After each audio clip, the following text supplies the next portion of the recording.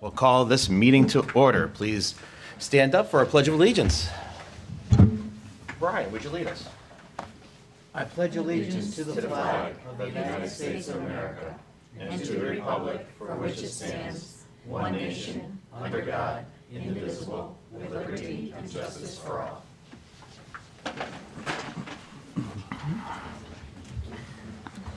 All right, we will move to public comment. If anybody inside the chambers would like to make public comment, please come on up, state your name and your address, and you have 5 minutes.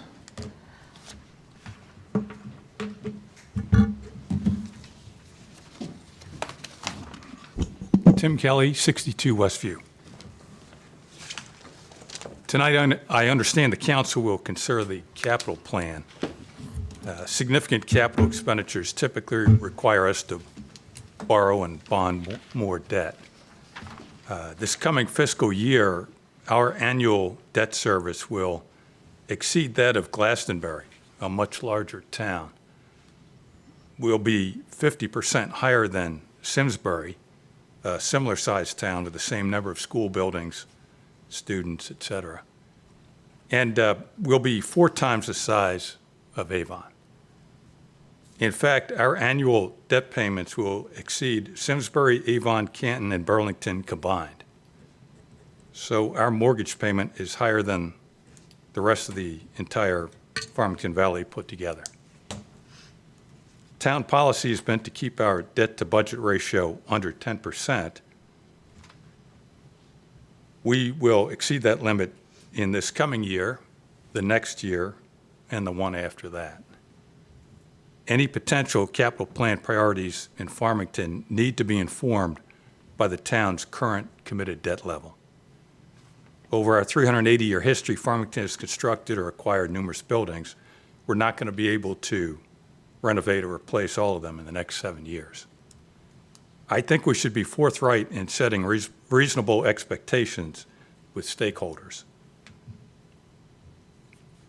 Since the school department is up first on your agenda, I did have a question.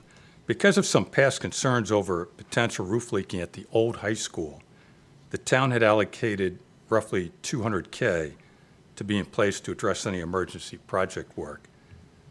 These funds were largely not required.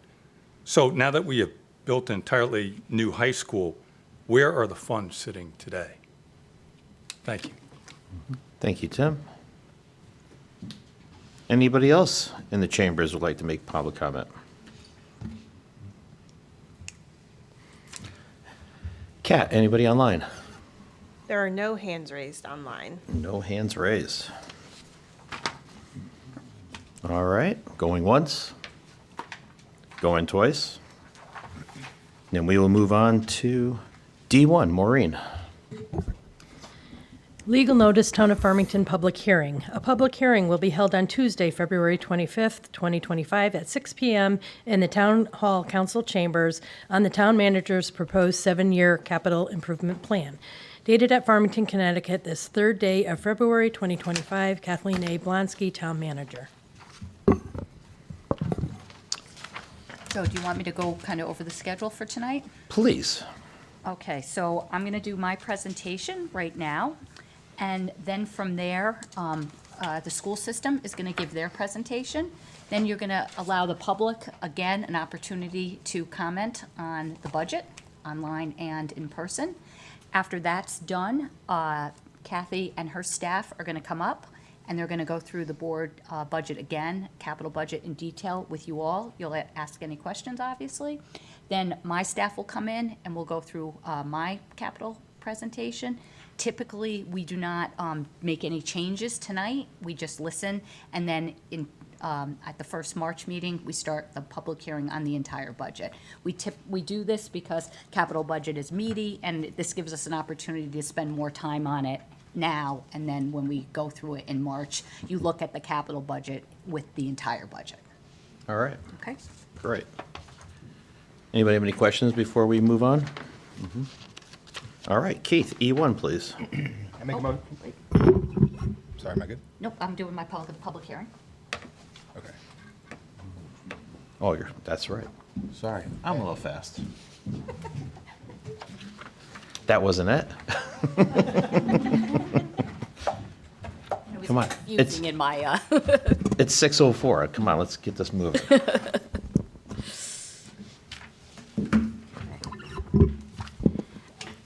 Good evening.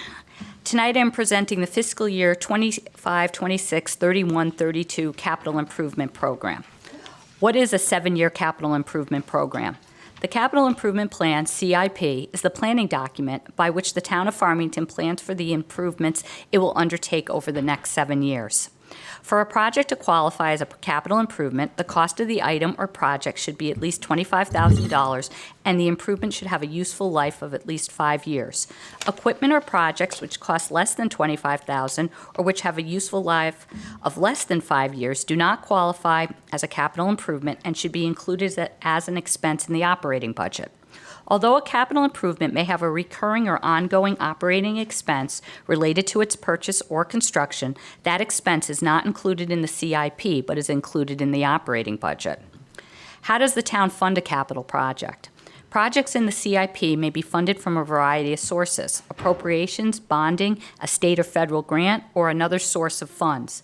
An appropriation can be from several sources. For example, the general fund or recreation fund. If the cash appropriation is from the general fund, revenues including property taxes support the appropriation. If the appropriation is from the recreation fund, then non-tax revenues, primarily user fees from recreation programs, support the appropriation. An appropriation is available when the budget in which the appropriation is included is improved. Capital Improvement Policy Summary. The town's capital improvement policy states the following. The town will strive to maintain a high reliance on pay-as-you-go financing for its capital improvements. The town's objective will be to contribute at least 2.5% of the operating budget's annual general fund revenues to the capital improvement plan. 7-year overview. The capital improvement plan calls for the expenditure of $89,508,500 over the next 7 years. Of this amount, $28,623,500 is proposed to be funded through the appropriations from the general fund. Bonding authorizations totaling $58,500,000 are also proposed, and $2,385,000 is being proposed from other funds. I will now review the budget in detail. Overview of Year 1. The first year of the CIP plan calls for the expenditure of $7,466,500. Of this amount, $3,401,500 is proposed to be funded through appropriations from the general fund. Bonding authorizations totaling $3,650,000 are proposed, as well as a proposal for $115,000 from other funds and $300,000 through the reallocation of funds. Proposed bonding. $1 million for the highway garage HVAC system replacement. In 2023, the town of Farmington commissioned an HVAC systems condition analysis report for 4 town-owned buildings: Farmington Town Hall, Farmington Police Department, Farmington Community and Senior Center, and the Farmington Highway Garage. The report determined that all 4 facilities required significant renovations to bring existing systems, equipment, and control systems up to the current construction and energy standards to provide reliable, consistent, and maintainable HVAC systems. The highway garage's heating and ventilation and cooling system is the original HVAC system installed in 1999. Per the 2023 report, it was determined that the highway garage HVAC system has significant issues beyond repair. $2,200,000 for the Community Senior Center HVAC replacement and $450,000 for the Community and Senior Center roof replacement, for a total of $2,650,000. Also noted in the 2023 HVAC report, the original HVAC system at the Community and Senior Center, installed in 2002, was determined to be at the end of its useful service life. I'm proposing to couple the HVAC replacement project with the roof replacement at the Community and Senior Center. The Community and Senior Center roof is 23 years old, original to the building, and has leaks that frequently require repair. It is scheduled to be replaced in the 7-year capital plan. The air conditioning units are rooftop units and will be more efficient and economical if the roof is replaced at the same time as the HVAC replacement. Proposed other funding. These capital projects are being funded by other funding sources and not through the general fund or taxpayer dollars. These funding sources include the open space account, user fees, and a reappropriation of funds. $50,000, Tinty Barn improvements. Funds will be used for a complete restoration of the Gambrel section of the Tinty Barn. The town has been banking funds to complete this project. $65,000 recreation facility improvements. Funds will be used to replace netting at the softball field at Tungus Mead. $300,000 Meadow Road sidewalks. This is a reappropriation from the Main Street Sidewalk Project. Reimbursement funds have been received, and a portion of these funds will be used to design and construct sidewalks on Meadow Road. General fund cash appropriations, the Board of Ed.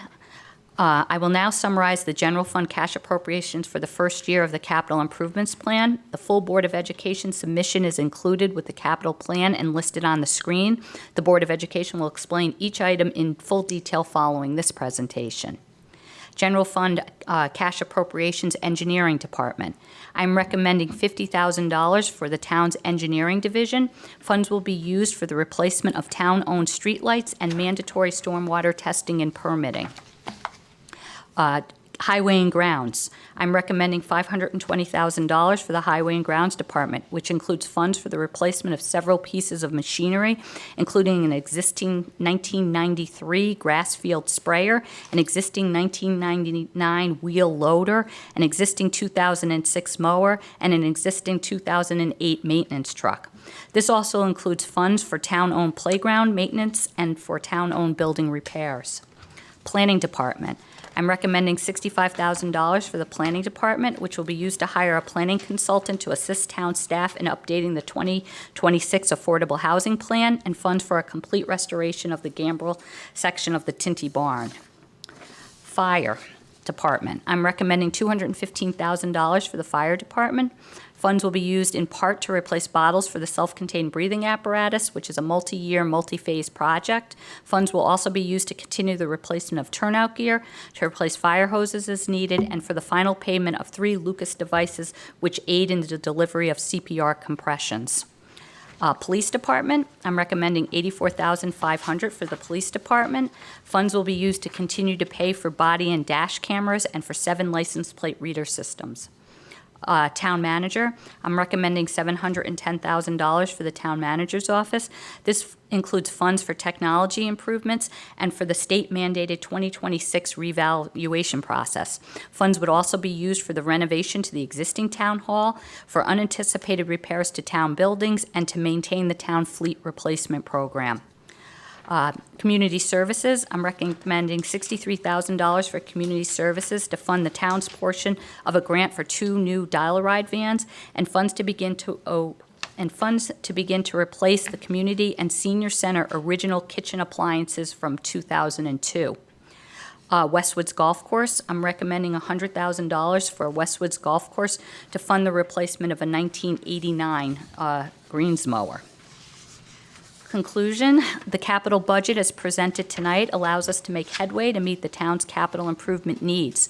The capital budget recommends 2 bonding questions. In accordance with our financial forecast, bonding large projects, equipment on a consistent basis, and adhering to our capital improvement policy enables us to fund our capital needs.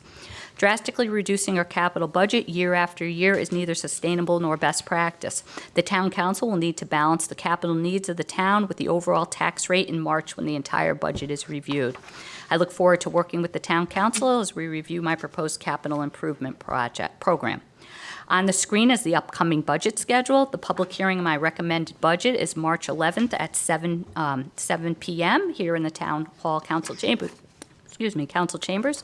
I will now call on the Assistant Superintendent, Dan, who will review the Board of Education's capital request. Thank you.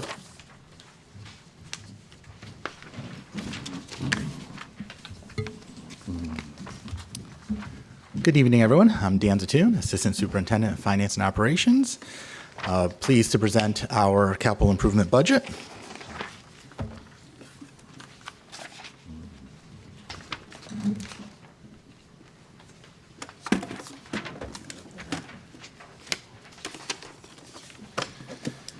So as you can see, our budget development philosophy has those major drivers highlighted there. It's also important to note, after we utilize those as kind of our foundation, from there, the central office team will assess those recommendations from school leaders, like I said, those documents, and look to develop our proposals. We also closely monitor legislative updates that may impact future capital requests. I'd like to just highlight some of the things that we have been able to accomplish over the past few years, highlighted obviously by the new Farmington High School, and including right now, currently in progress, the central office and field house facility, as well as developing the elementary HVAC designs.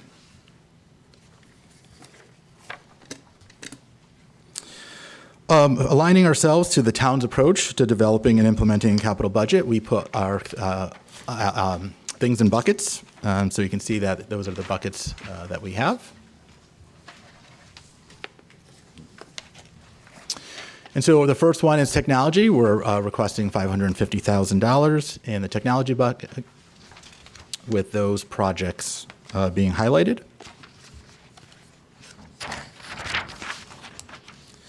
We also like to highlight that these funds are also supported by the E-rate reimbursement. Security, $200,000.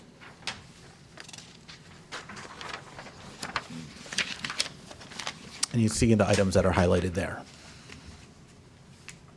The badge printer replacement, that is kind of seeing its end of life. That's 10 years old. And so, looking to, once again, maintain those devices and objects.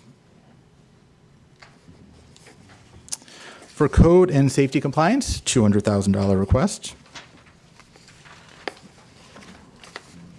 And here's another example where we're working with the town, looking to partner town with some related work for East Farms parking area to plan to address sidewalk repairs at the same time, so we can develop some efficiency there. But also, as you can see, to continue ADA and health safety concerns as they come up. So mechanical, electrical, and plumbing, as we refer to as MEP, $200,000.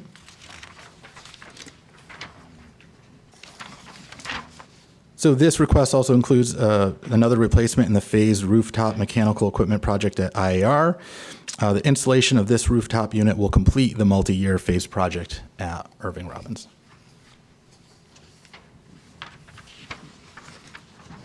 Structural, architectural, $224,000. And this is requested to begin planning for renovation to the Union School cafeteria and library. This was included in the request last year, but ultimately deferred.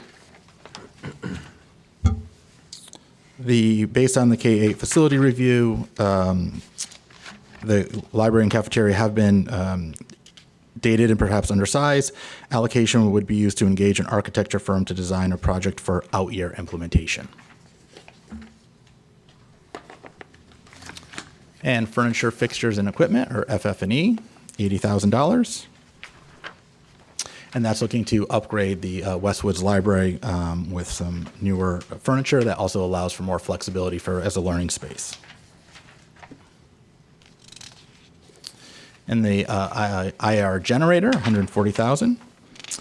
So this one, in 2013, a capital project was approved to install a new generator at Irving Robbins Middle School. At the time, an automatic transfer switch was not considered for various reasons.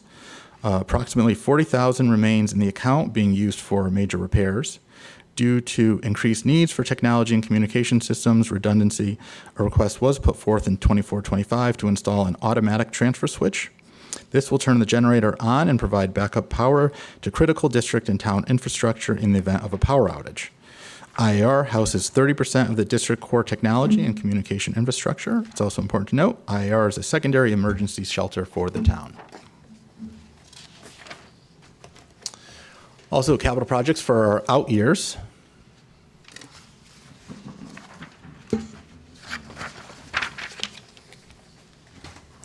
And you can see highlighted by the K4 HVAC air conditioning projects. Also, doing an updated K8 facility review that was last completed in 2018, and then some of the structural architectural projects.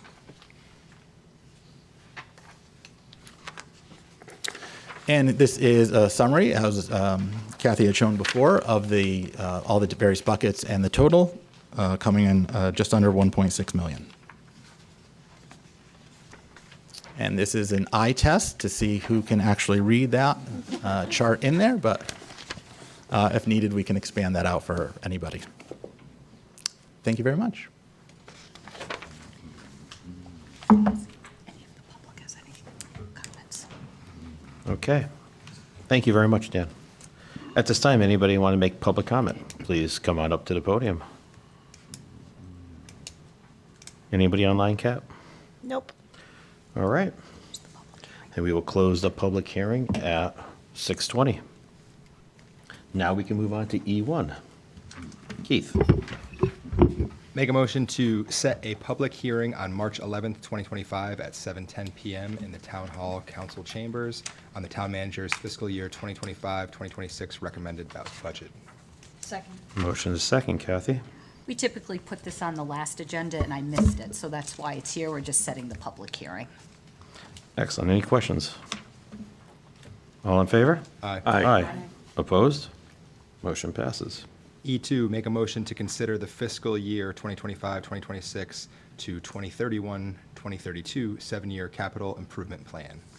Second. Motion is second. Kathy? So now, the school system will come up and you'll go through their capital improvements. Thank you.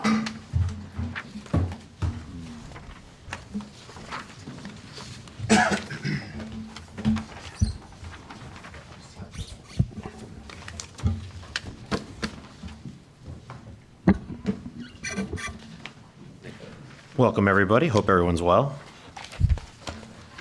We finally had sort of a nice day today. Enjoying the warm-up, and hopefully it'll continue.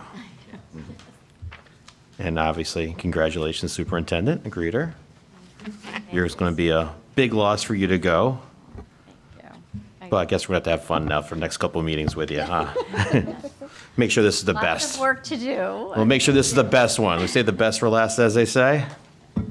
Well, thank you so much. And, to be here today giving our capital improvement, we have to start with just acknowledging and thanking our community and all of you for our beautiful high school that our students love, our teachers love.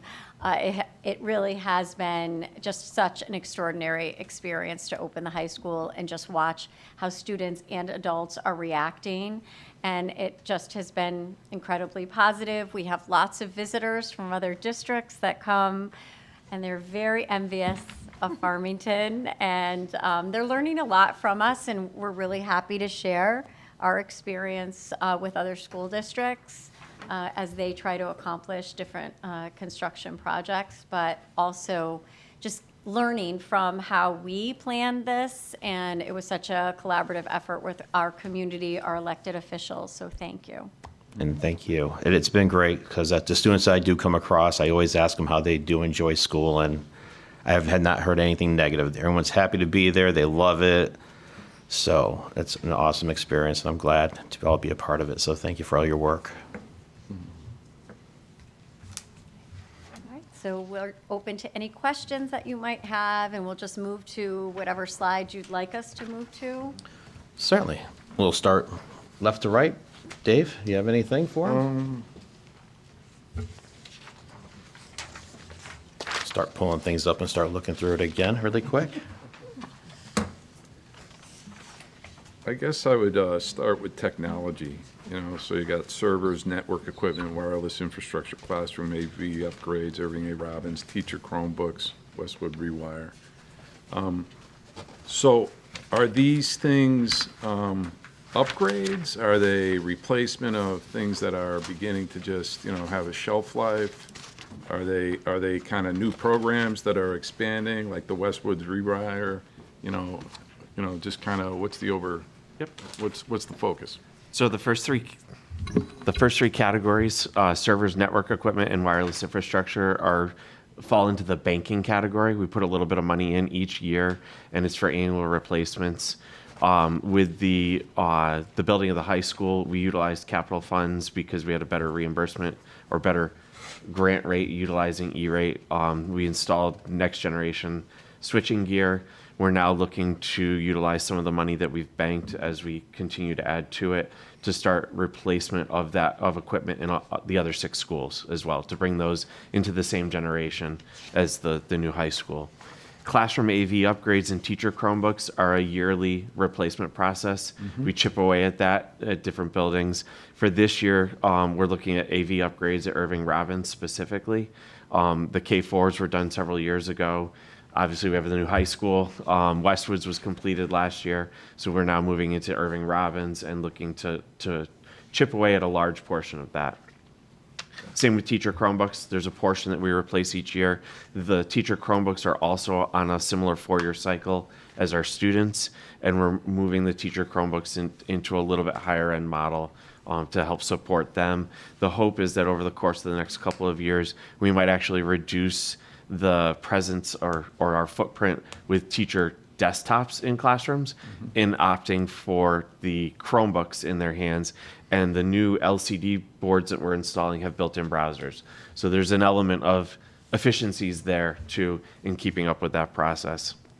The Westwoods Rewire is the next school in line. So we, over the course of the past 6 years, maybe more, because there's the COVID gap in there, we did a rewire of our elementary schools. We've done a partial rewire at Irving Robbins where needed. New high school is a complete rewire, and Westwoods is the next one in line. Westwoods has actually been on our radar for a while. With the roof project happening this summer, the school's offline. It's a perfect opportunity to get that work done with minimal disruption. And it also addresses a problem we've had for a long time since the building of that building, where the ports in the closets were never labeled.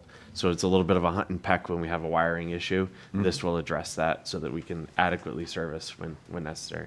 Got it. Anybody else? Technology? Sure. Yeah, sorry, I lost blank for a moment. Last year, the technology budget that you guys had requested, I think, was about 500,000, and it got reduced to 300. Correct. And last year, you had projected 575 for this year, and you're requesting 550. So I'm just curious, are there things that aren't getting done, or are there efficiencies? Is there anything? 575 is the projection based on the expectation that costs are always going to go up. Based on cost estimates now for the work that we're looking to complete, 550 is adequate. And you don't need any makeup from what was reduced I last? deferred, so the hope was a big chunk of what I deferred last summer was the Irving Robbins classroom upgrades, which have been deferred to this year. Okay, thank you.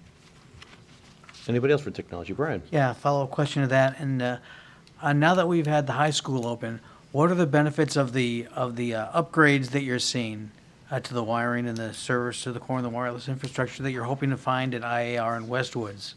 What are you trying to solve, or what are the benefits of doing that? So on the switching and wiring portion of things, the new switchgear offers some opportunity in terms of, from the security standpoint, in terms of identification of potential threats and shutting ports down.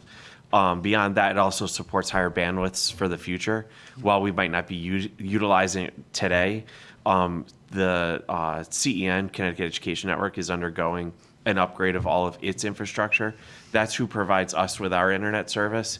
Within the next year, we'll have a 10 gigabyte handoff to our schools. So we'll be able, today we can communicate internally at 10 gigabyte. We may have the capability of doing more across all schools, but we have to get those other schools up to date as well. On the classroom technology portion specifically, the high school is the first school where we've actually eliminated those classroom desktop machines. So a teacher walks in the room, they have their Chromebook, they have the board on the wall. So there isn't that necessity to go in each summer and have to, or twice a year sometimes, run updates on those machines. They are adequately, they have the resources in their hand that they carry with them and the resources in the room without some added overhead. Does that save us on the overhead then? That was going to be my question. It's overhead. It's time. It's staff time each summer when we because In most of our schools, each summer, we touch a classroom computer twice. Once to update it, we then disassemble it because they come through and the custodians come through and clean the rooms. And then just before school starts, we go back in, we touch the machine again to put everything back together and make sure that there's any other updates that may have come out over the course of the month and a half. So it's a lot of time. Oh, well, that's an awesome savings then. Thank you. Anybody else? I have a question. Forgive me if you said it and I missed it, but how many teacher Chromebooks are you looking to purchase? And then what's the usual like shelf life, or how long do you expect to get out of them? We expect about 4 years, similar to the students. And the cost, that the teacher Chromebooks fluctuate a lot more. The average price of a teacher Chromebook right now is about in the $375 to $400 mark, where are getting the teachers 15-inch models, not the 13-inch that the students have. So they're a little bit larger. There's a little bit of an uptick on that pricing. Basically, I look at what we have available for funding and try to fit as much in as I can. For this year, we did about 125 teacher Chromebooks. Okay. And how does that compare to like the desktop's shelf life? In It's terms of- roughly the same. Yeah, okay. Desktops were about a 4-year, 5-year life cycle on desktops. Great, thank you. Anybody else? Just a follow-up question on the Certainly. laptops, and that is, once we finish using them after 4 years, is there a way that we repurpose or sell them, or is there trade-in? How does that work, and what's the benefit to Farmington? Sometimes we'll cannibalize the devices and use them for parts.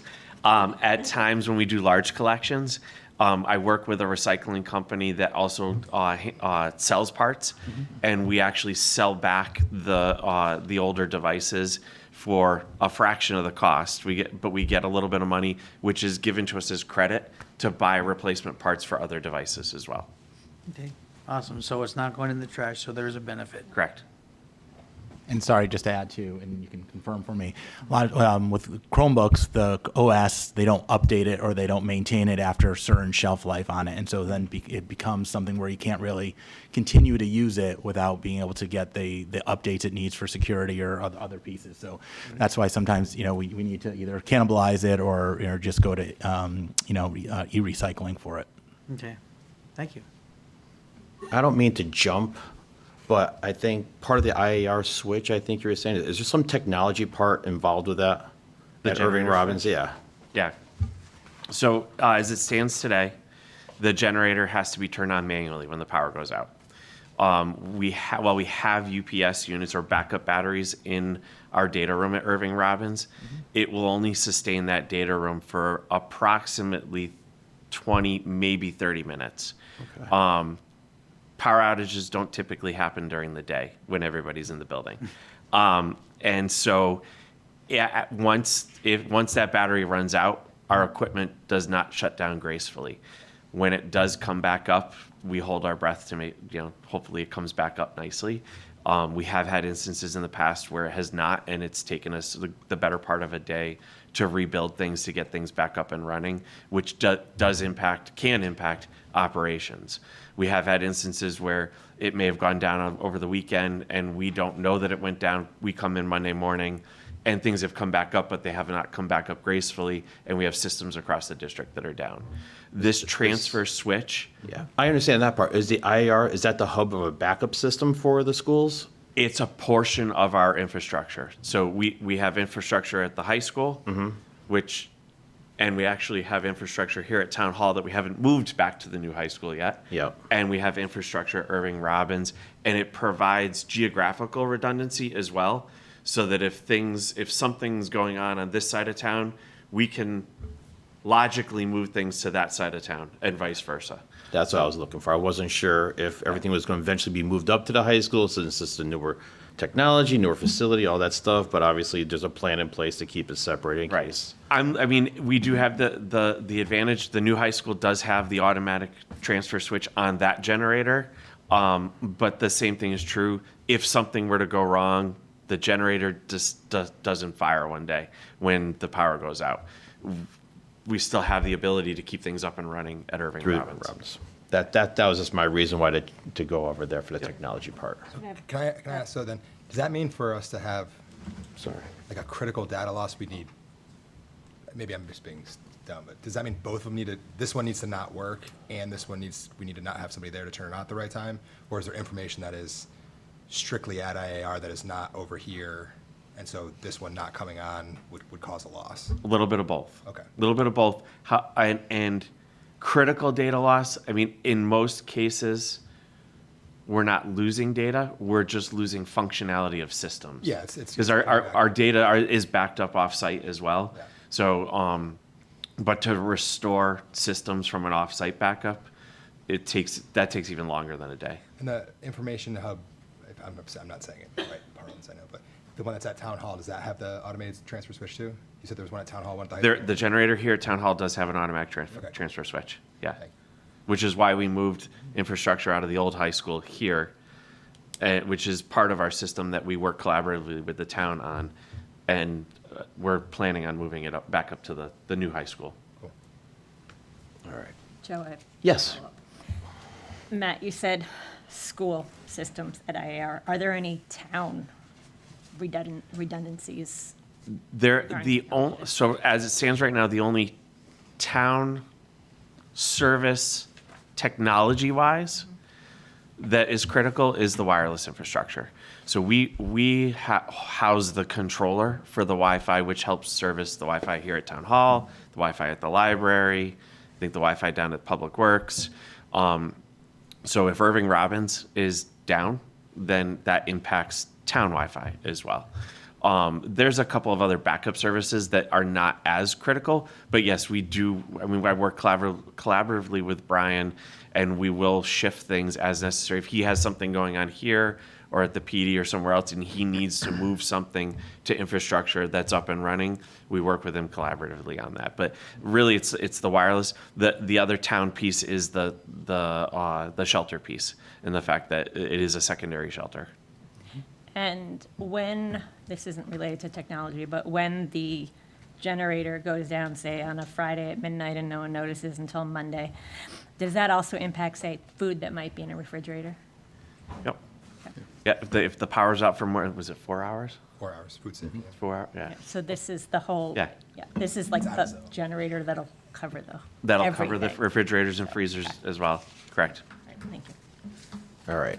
Thank you for allowing me to jump over that. So anything else about technology? Yeah, I just had a quick question, and this is more a numbers thing. In the beginning with the servers, network equipment, and wireless infrastructure, and Matt, by the way, you're very well versed in what you do, and we appreciate that, number one. But you said like you bank things, so like when you look at a spreadsheet that's at the end of your presentation, right? Banking things is fine, but how do we know what's banked and what's carried over, and when you have enough money at some point to pull the trigger on a project? Like in looking at these numbers, Looking at those, you won't see it. And so as it's for this proposal, right now I'm looking at about $50,000 in core infrastructure, $100,000 in network switchgear, which is a little bit more than what I normally would put in each year, and that's because I'm looking at the next gen switchgear and leveraging the E-rate funding. We're at the last year of our Category 2. $100,000 in wireless, again, similar, replacing access points at the other schools to be similar to the infrastructure at the new high school. $150,000 in classroom AV upgrades at Irving Robbins. Yep. About $100,000 in teacher Chromebooks, and $50,000 in the Westwoods rewire. And that's because I have some cost estimates, and we did put a little bit of money in a couple of years ago to start that project, but it got deferred because of summer activities, and it wasn't a full project. Now I'm looking to, I should have the full amount to do the Westwoods rewire this summer. Okay, great. Okay, thanks. Yep. Yep, thank you. Last call for technology. Let's move to security. Brian, you have anything? Or I could just open it up to the floor, whatever's easier for you. Well, when I was looking at the technology, I mean, the security, we've made some great leaps at the high school from what I've learned over time. How are things in the other schools in terms of security? I mean, obviously they are secure, but there are things that need to go into place, and what are those exactly? So a lot of those, as we kind of put in there, additional camera locations Yeah. is always, critical for that. Also creating more access control, for, points of entries, as allowing there. And a question on that is, who sees those camera locations? Is it just in the school, or does it go to the police station as well? So it's my understanding that the police have access to. Dispatch does have access if necessary. They do, but Yeah. they're not monitoring, No. but if they need to, they can get access to it and look at stuff. Correct. Correct. Thank you. I'll just add that we've just completed a 10-year security audit, so we have a plan for the next 10 years for security, and you'll see that in the next 10 years in capital and in our operating budget. So this is our second now security audit. If you remember way back, we had done a security audit that had many different recommendations in it, and now we're in our second iteration of it. So just so that all of you know, we have clear plans for the next 10 years or so when it comes to safety and security. And, that was also supported by all of you through our capital planning. With the new high school, does that bring your budget down, obviously, since everything's been almost done in one shot? Definitely is a savings when we look at what the recommendations are from the security audit. It is mostly focused K-8, but there are always things as we look at anything that we're looking in the future toward, but that building is brand new and has all the security features that, we're hoping to achieve in all schools. Great. Is the PA and camera locations, is that all the K-8 schools? Is everybody getting something out of that? The PA? So that one, East- East Farms Right. was already completed for the PA clock integration, and now it's looking to work through the other schools to be able to do the same thing. Okay. And then everybody's getting some new camera locations too, except for the high school. Yes, although I think even the high school think- identified maybe a couple. The high school identified some too. I think West District might be the only one that doesn't have an actual pinpoint on one right now, but that we've got one or two at each of the schools. Okay. Anybody else for security? We'll move on to code and safety compliance. You did mention some stuff for for East Farms. Yeah. So are we redoing sidewalks over there, the way we pull in, pull out? Yeah, and that's another, and it's again, joint venture working with the town. One of the things we've seen a lot is a lot of traffic flow issues with East Farms in there, because when the way they kind of turn them around, there's a fenced area, so, two cars can't come in at the same time, and so the security person is, kind of stops and holds, and it causes there. So looking to, kind of expand that out and do some work that the town is supporting that part of it from the, roadways, driveways. But while we're there and we have some opportunities to look to see where there's some sidewalk repairs we could also do just to kind of create some efficiencies and take a look. So some of it, we'll look to see if they can work kind of concurrently. And sometimes we want to make sure that, or waiting for one project to complete and then we can kind of build up from the other project in there. But then also to look for, other, sidewalk repairs as they kind of come up. Anybody else have questions? Can you just give some examples of the ADA and health safety concerns that are being addressed through the updates? So that's a great question. So we really utilize the K-8 facilities review and some of the other, kind of safety pieces. Every year, we also do a, tools for schools audit of going through the buildings and looking. And so, from there, we identify, we work with custodians, the building leaders, and just identify any areas that have pressing needs. And once again, prioritizing them and working through, all of the different projects to make sure all the schools stay safe. Anybody else? All right. MEP.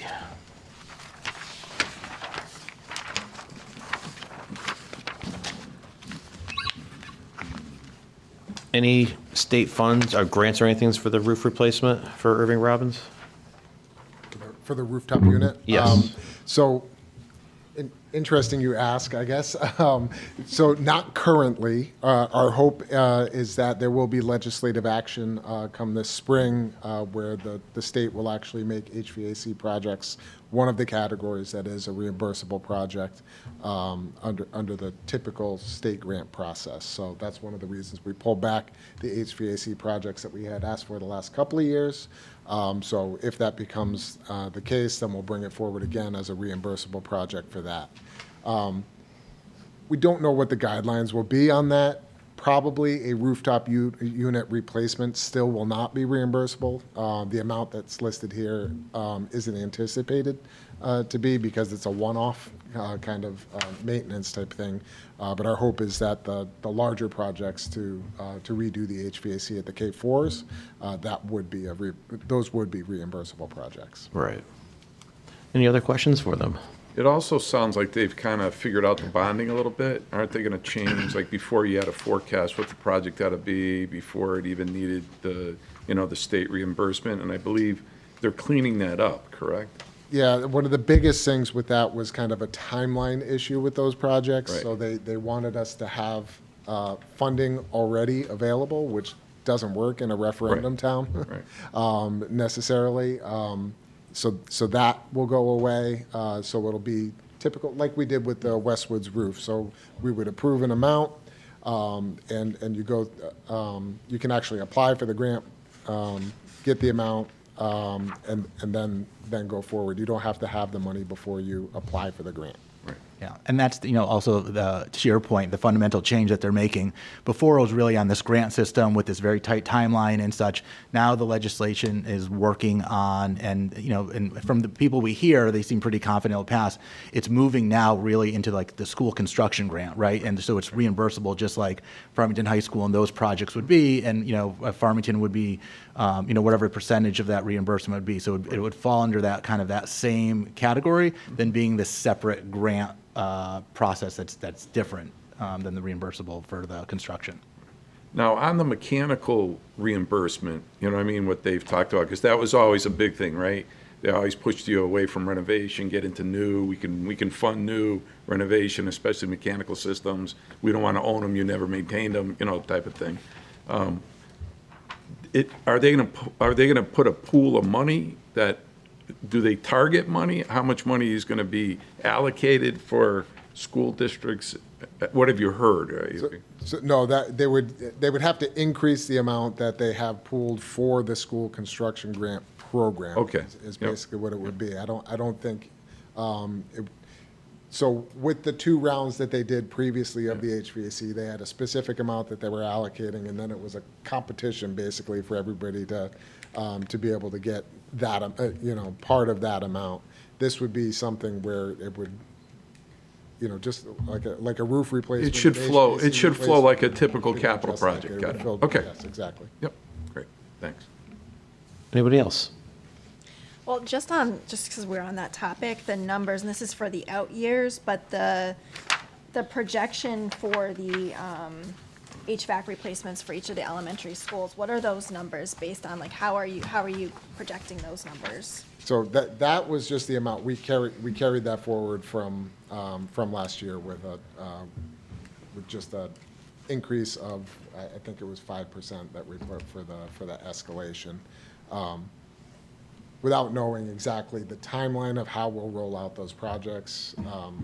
Right now they're lumped into that 1 year, but as we work with an architect to talk about implementation of these projects, and does it make sense to do it in 2 staggered years or over a series of 4 years, those numbers could shift to other years, and the escalation would be appropriate for how long we Okay. deferred out on those. That's helpful, thank you. Anybody else? Structural and architectural.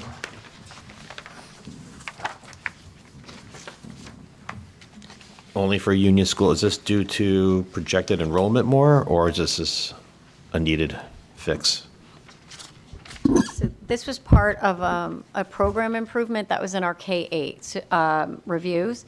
So we had done K-8 facility reviews around the time that right after we had done the high school review.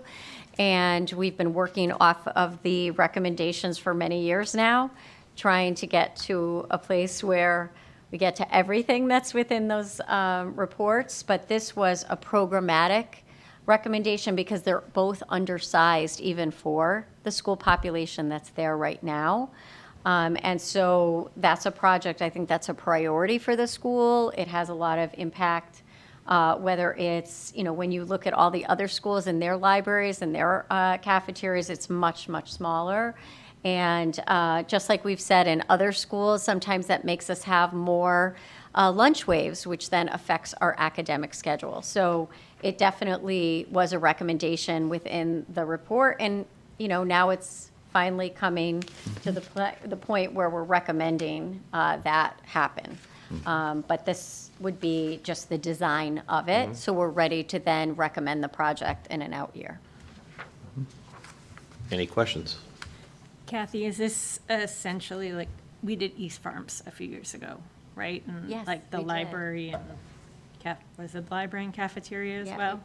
It was the library. So we had an opportunity because we were doing the vestibule, the security vestibule, and moving the office to the front, that we were able to take an incredibly undersized library, move it across the hallway, because that's where the main office was, and we were able to take down walls and achieve a much larger library, which programmatically has been amazing for the school and our students. So that was just an excellent project. And then on the other side where the library used to be, we added the art classroom that used to be at the front of the school, and teacher's lounge that was also moved from the other side of the hallway. So it was really an excellent project. So yes, very much in the same way that we're recommending this, that these are undersized spaces that need to be enlarged for the population, and they will have both academic and kind of health and safety benefits overall. And enlarged for the populations that take into account the projected populations moving forward. Yes, it's always, yeah. Farmington's unlike other schools, we're actually increasing. Yeah. I mean, we have projections that we do every single year, so they're very much updated to kind of show where things are going. There's not a big decrease ever. I mean, we are one of the only districts in Connecticut, along with South Windsor, that never saw a decline during the time that everyone else was seeing a decline in enrollment. We've had the most stable enrollment here, and so we're not anticipating that going down. And in fact, we just did an elementary enrollment project, so we're actually balancing out the schools. East Farms was a bit overcrowded for the actual size of the school, so we're rebalancing the schools in this coming year. So we studied it, a recommendation was made, the board approved that recommendation. We're in the process of transitioning, families from East Farms to NOAA in the next year, and that will just create a situation where we're not overutilizing one building and underutilizing another. So it really balance the four elementaries. And related to the whole capital plan, you've referenced the K-8 facility reviews studies, and I know that those are several years old now. Yeah. I don't know how many. Are we making good progress on them, and is there a need to do another study in the coming years? Yeah, so the last one was 2018, I believe, and actually that was one of the recommendations for the proposals for the capital budget, is to start, doing the kind of the next generation of K-8 facilities review, so that can help us guide, our planning for, the foreseeable future. Anybody else on this? Because the ventilation projects, you kind of kick those off for a year, and obviously the reasons you explained. On this, could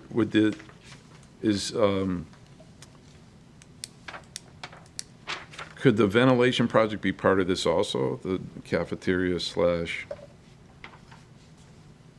I guess potentially it could be, but you're only talking about a small portion of, so when we're talking about doing the HVAC for a whole building, Right. it's really only a small portion of it. I think it could be done in conjunction if it was one summer where you were doing the HVAC where you could do this project. But there's also, Yeah. if the timing doesn't work, they could be done Got it. separately. No Okay, problem. yep. Makes sense. I have sort of a random question. You brought up the re-enrollment assessment or that's being done and the changes from students moving from East Farms to NOAA. And I think I recall that preschool was going to move from NOAA to Westwoods. Westwoods. And I didn't see anything in the capital project requiring any changes to Westwoods. And so is that something that you were able to do without changes to the classrooms there? Or No, it's once again a great question. So the couple phases of that is for Noah Wallace repurposing the pre-K to make them more traditional classrooms, grades 2, 3, 4, and so on. That we're going to do through major projects funds and having the funding there. Mostly at this point, carpeting, painting. We're identifying current classroom furniture that we have at school. So East Farms will still have maybe some reusable classroom sets and go there. But whatever we need, we'll be able to use some of the major projects to get classroom furniture sets. So Noah Wallace will be set there. Then as we transfer to Westwoods, same thing, we're looking at really kind of making them appropriate level. Right now they're for these, upper elementary students. And so some of those, bathroom stalls and sinks and classroom furniture isn't really, age appropriate for them. So we're looking at taking those classrooms there and doing those pieces and retrofitting them to make them appropriate for there. And then the only really larger project is putting in a pre-K playscape area. And so we're working through that, but through the Excel program through the funding they have, they're going to be paying for that. So there's no need to use either capital or major projects funds for that pre-K set. But Oh, that's great. Thank you. Last call for structural architectural. Okay. Furniture.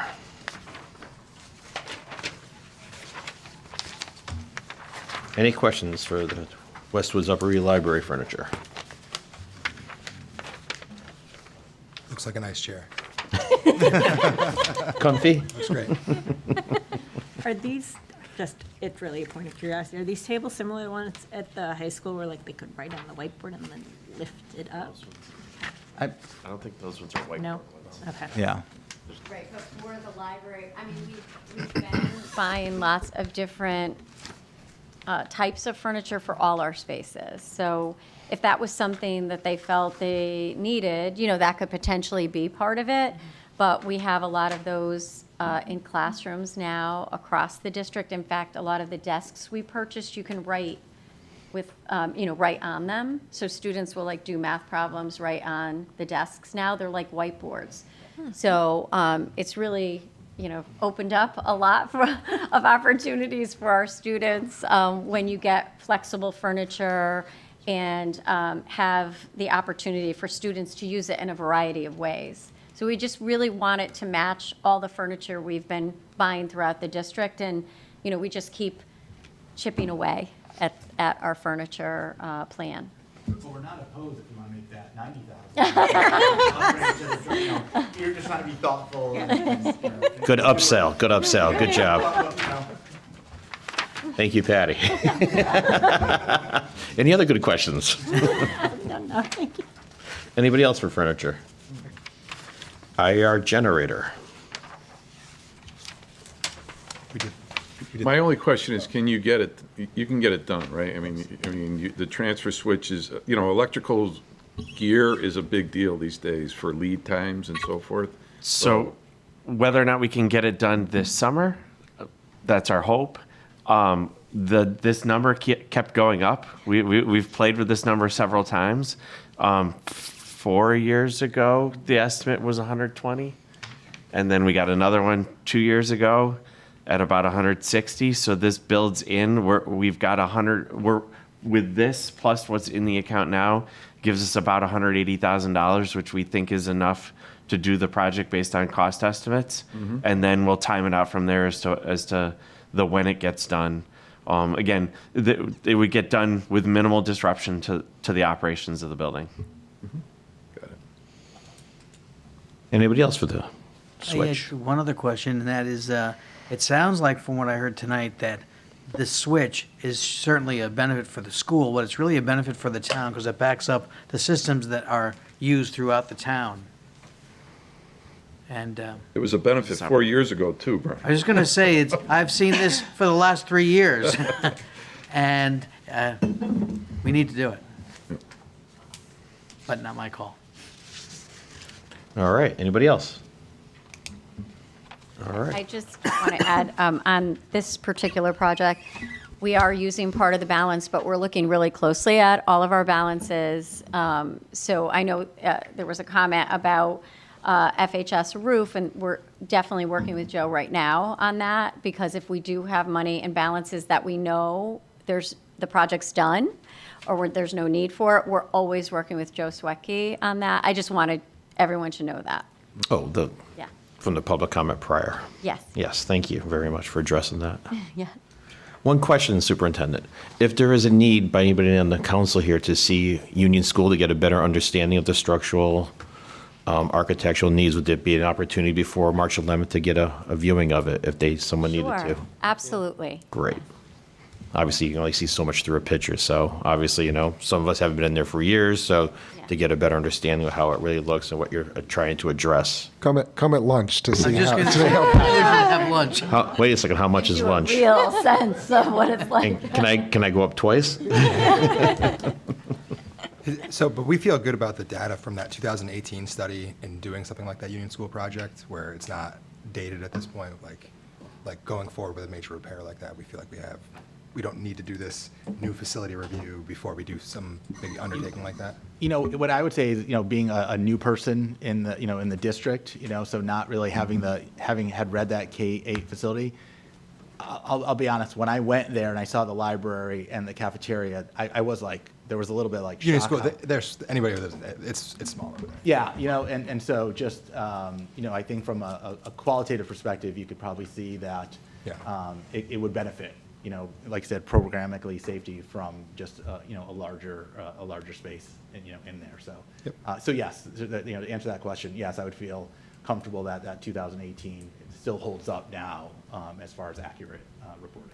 Cool. And the amount that is requested for that is probably a little larger than just that, hey, here's the idea, send out a sketch. That includes an amount where an architect would come in, sit with teams at Union School, district level administration to kind of reprogram, rethink that. It has been 7 years, 8 years. So let's look at enrollment. Let's look at, what programmatic needs can we fill that are current, as opposed to what might have been the reasons for it then. Thank you. Any other questions about anything else on their presentation? We're all good? All good.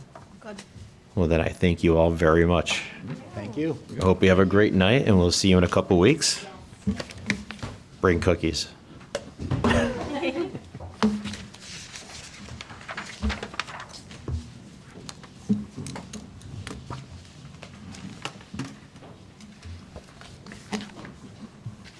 Thanks. I think at this point, we're going to take our break now, Cap? Or do you want to continue on for a little bit? All right. Then we are going to take our half-hour break. All right, welcome back.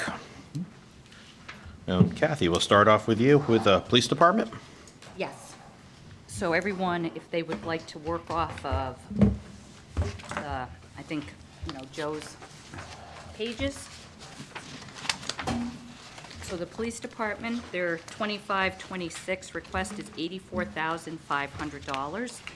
What that is for is it's for technology improvements, and funds will be used to continue to pay for the body and dash cameras and to purchase 7 license plate reader systems. This includes our dash and body worn cameras, warranties on these products, evidence, license, and media storage. And this is our yearly payment of $67,052, so that's the first. And then we lease 7 flock cameras around town for $2,500 each, for $17,500. The lease covers maintenance, repair, storage, and user license. These cameras capture all license plates passing by the camera to alert dispatch in real time for numerous items. Some examples are stolen vehicles, violent criminals, missing or overdue drivers. The camera allows agencies to share data across multiple jurisdictions, and those are the 2 items in the police department. All right.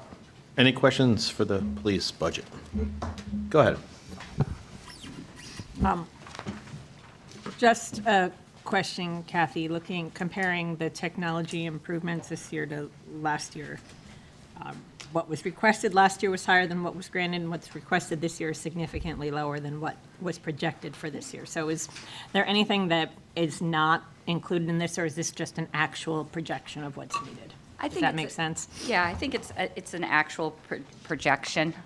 We're trying to, just chip away. Technology is a never-ending, especially in the police department, but we are trying to, we have a 5-year-out plan and just chip away at it, and I think that the police department was happy with this request, the 87.5.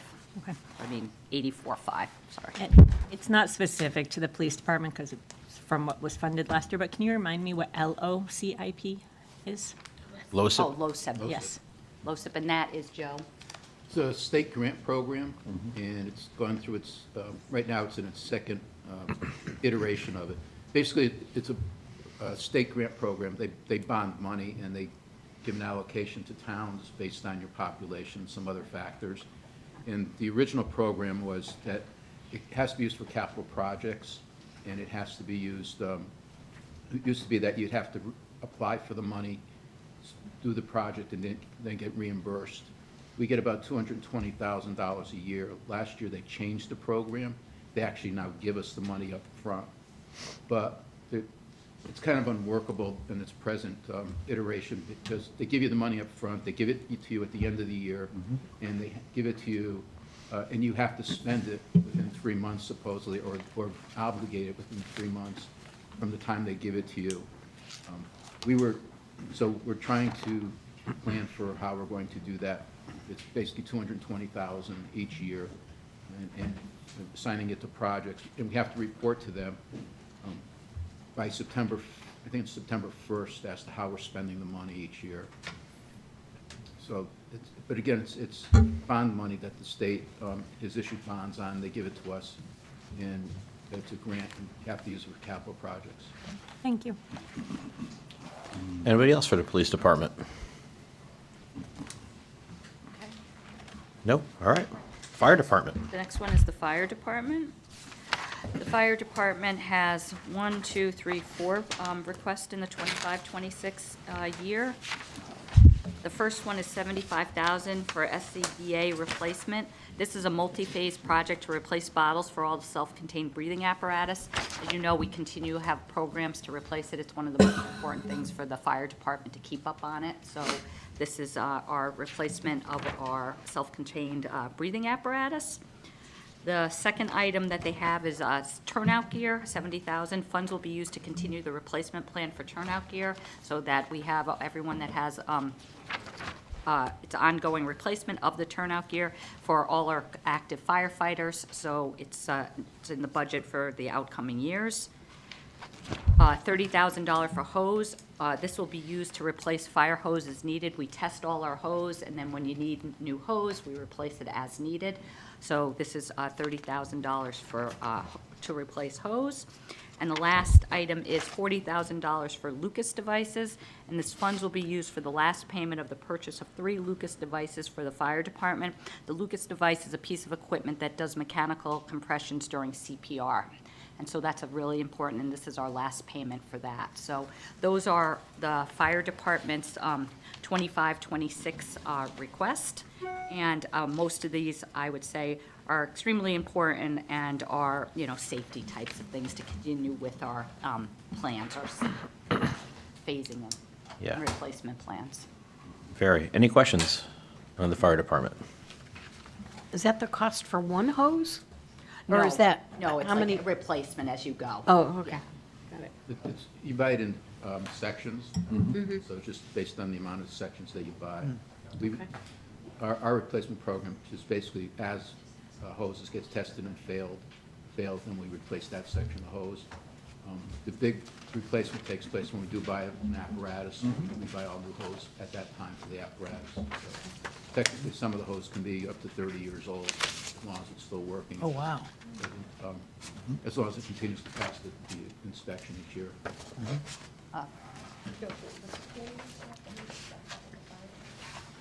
Yes. Yeah, maybe just mention that. One, we did get somewhat disappointing news. It's not really unexpected because it was part of the contract and that's what it said, but we were hoping that they were going to move the building of our fire trucks quicker than what the contract said. But we just got notification that it's definitely going to be 4 years out before our new fire trucks come in. It's like unbelievable how slow it is. It's, we were hoping that it was going to be much, even though that's what they said, it looks like that's what it's going to be, at least at this point in time. So, kind of disappointing. But We'll be replacing it by the time we receive it. Joe, I have a follow-up question. Certainly. Go ahead. Joe, you said the hose comes with, like, when we get a new apparatus, new hose, the cost for the apparatus, does that include the new hose? Okay. Yeah, basically, for example, the Quint that was purchased, council approved the purchase of the Quint, about $100,000 of the cost is actually the outfit, the hose and whatever else, the things that you can, removable equipment that comes off and on the apparatus. So that's part of the cost, it's about 100. And actually, the follow-up with Kathy was saying that one was supposed to come out in 4 years or 3 years, but the equipment itself, they're ready to ship that to us. So we can get $100,000 worth of equipment that's going to sit here for 4 years, waiting for the truck. yeah, really. Does it degrade while we? I'm sorry? If we were to, if we accept it, does it degrade while we're We're not waiting going for to the accept truck? it. Oh, okay. Where would you store it? No. That'd take up a whole bay. No, we're not taking any. Okay, just confirming. Anything else for fire department? All right. Recreation. Jesse.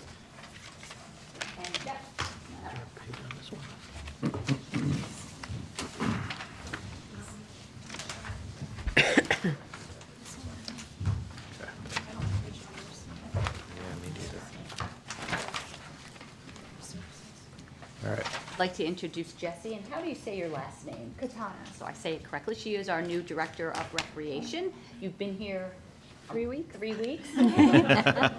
She's hit the ground running. She is going to be coming to another town council meeting.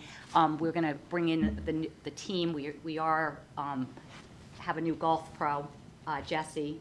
I think we talked about maybe, I think I did, a new restaurant owner at the Westwoods Golf Course, which is Carol's hot dog, or lunchbox.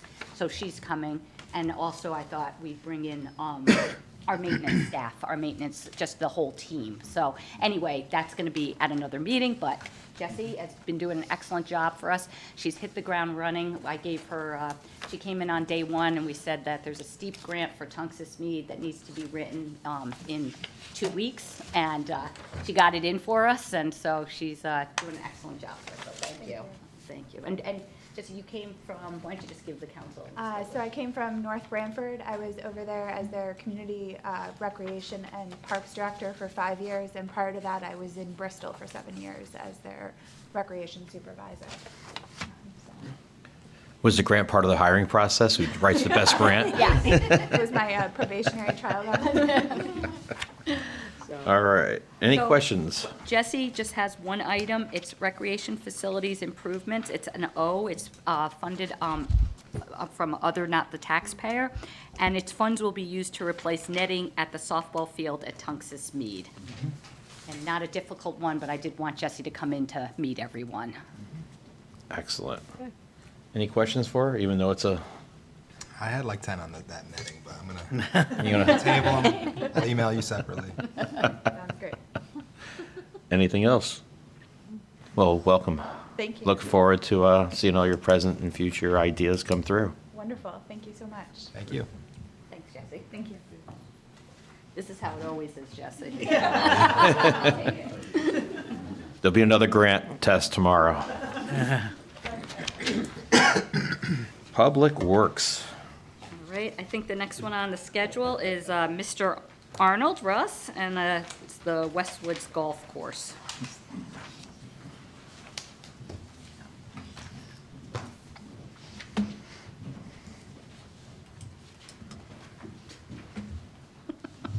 Thanks. Everyone knows Russ. Good evening. Good evening. Westwoods Golf Course, we have one item. It's $100,000 for a greens mower.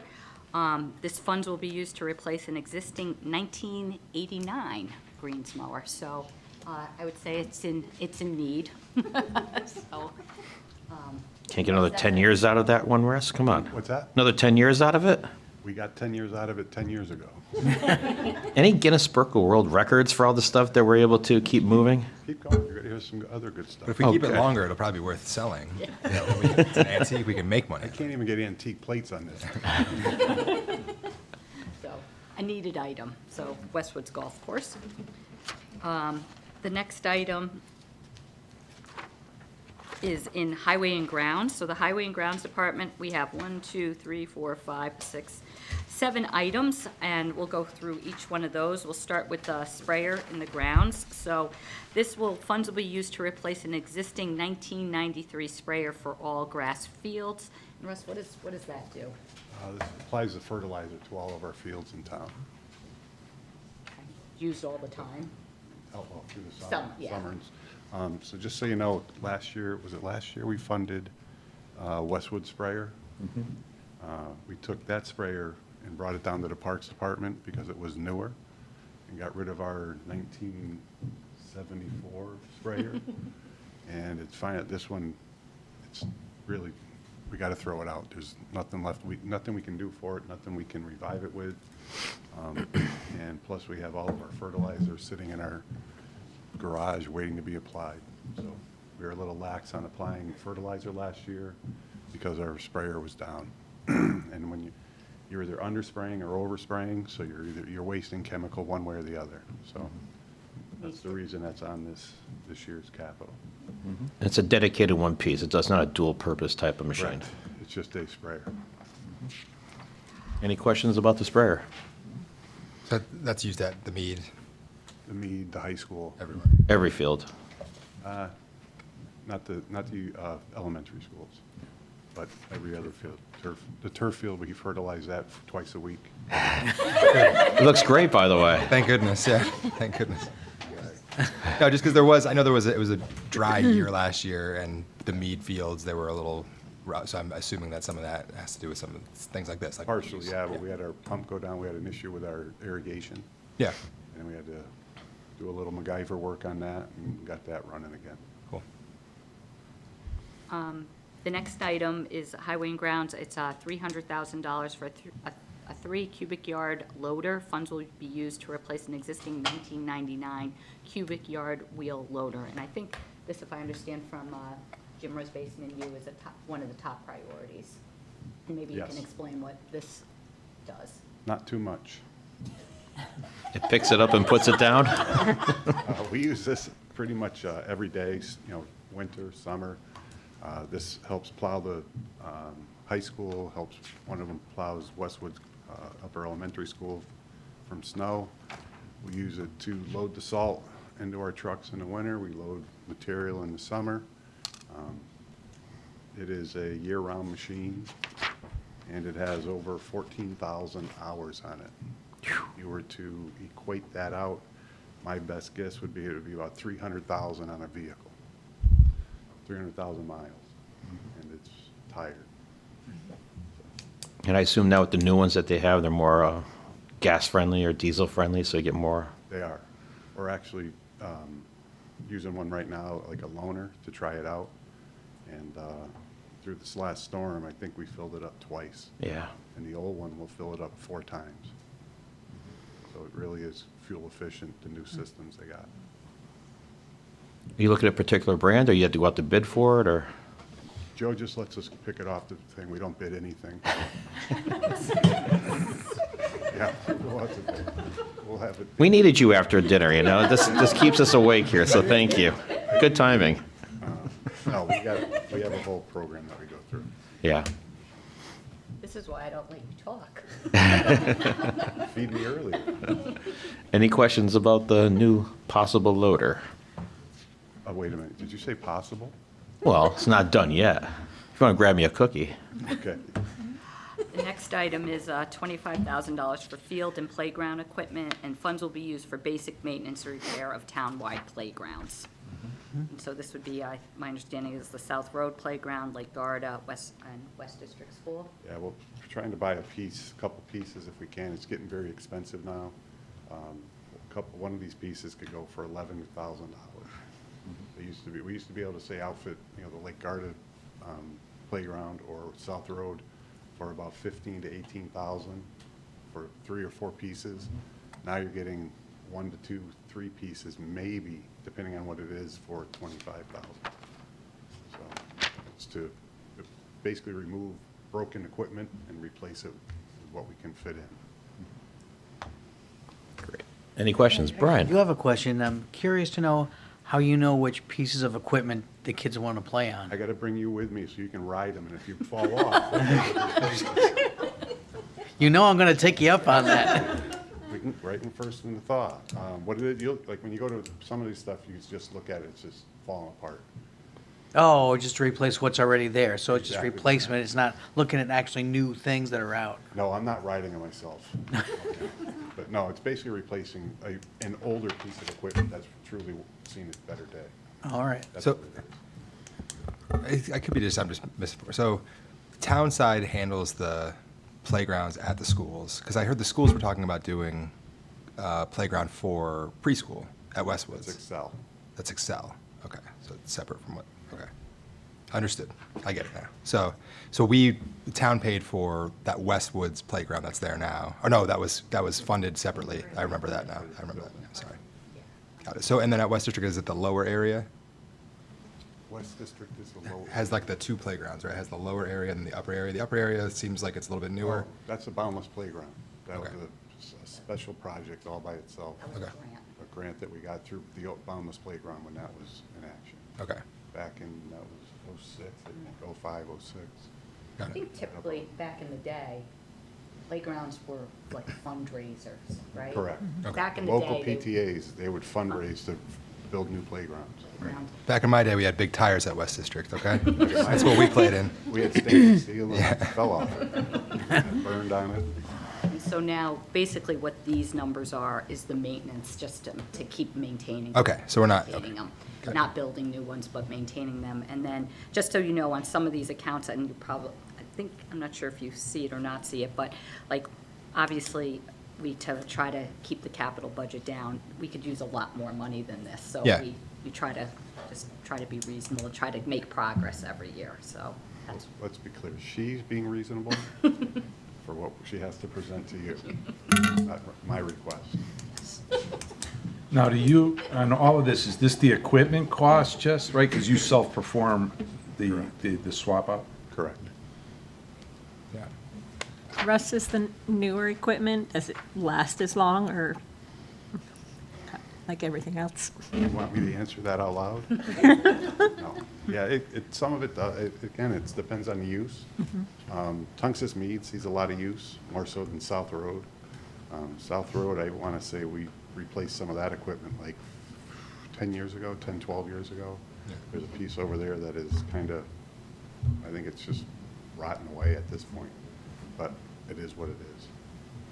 Periodically, the insurance company will send out an inspector, and they'll inspect all the playgrounds, and they'll come up with a list of things that need to be improved, changed, or just removed based on the possibility of people getting hurt on it. So we try to follow that report also and do what they indicate should be done to make all the playgrounds safe. This is one of those accounts, too, that you want to use the term banking. Obviously not, in a good year, not all this would get spent and some money would carry over. It's just, we're basically out of money at this point. we need to replenish. All right, the next item is $25,000 for capital projects miscellaneous. Funds will be used for small building improvement projects throughout town. So this is $25,000. One thing that Russ and the staff in the highway department, there's a couple of things going on. One is that everything is very, very expensive. Number two, it's very hard to get people out to do like some just basic kind of capital projects. So we have taken upon ourselves to have a team and doing some of the work ourselves, but we obviously need money to pay for some of that stuff. And so we periodically have been putting money in to do some of the different things, whether it's a bigger painting job, doing a deck on one of our homes that we own. And if Russ's group in the highway department can fit it in their schedule, we do that and we keep it internally. And as you know, one of a big project that we did was our pavilion outside. I mean, that was through grant funding, but our people did that. And so we do have some really talented people in the highway department that can do some of this stuff for us, but we need money to pay for the work that they do. Any questions on that? Next item. $25,000 for a small mower in the grounds department, and funds will be used to replace an existing 2006 Parks, how do you say it? Skag mower. And what does that piece of equipment do? That cuts grass.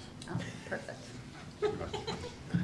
It's one of the orange ones you'll see like a lot of landscapers have. It's a zero turn. And if you ask some of your landscaping friends how old their mowers are, I will highly doubt they're going to tell you it's a 2006 mower. It's used a lot. Used a lot. Yeah, it's pretty Got a much lot of used grass. April to November. Any questions on that? Next. A bonding question that we're recommending is $1 million for heating, ventilation, and cooling system. This would be used to replace the original 1999 HVAC system that is no longer working and cannot be repaired at the highway garage. So again, as I stated in my presentation, we did have a study done that has told us that basically all our 4 buildings, our heating and air conditioning systems are kaput. I think the highway and grounds one doesn't work at all, correct? The heating does. Heating works, air conditioning, nothing. Yeah, nothing. Nothing. How long has that been out? Went out probably last May. Okay. So they had the whole summer, they had no. And the heating is working, but our maintenance guy pretty much Band-Aids it weekly to keep it moving. So it would be $1 million to get that up and running.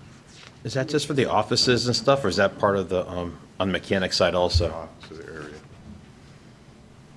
Yeah, the mechanics, they don't have anything. Just a fan, huh? No. And how long would that take to get redone if it was were to be approved? Like, would you have it for the summer? We would start this, no. This would be for next year. Another system that to build up and ship out?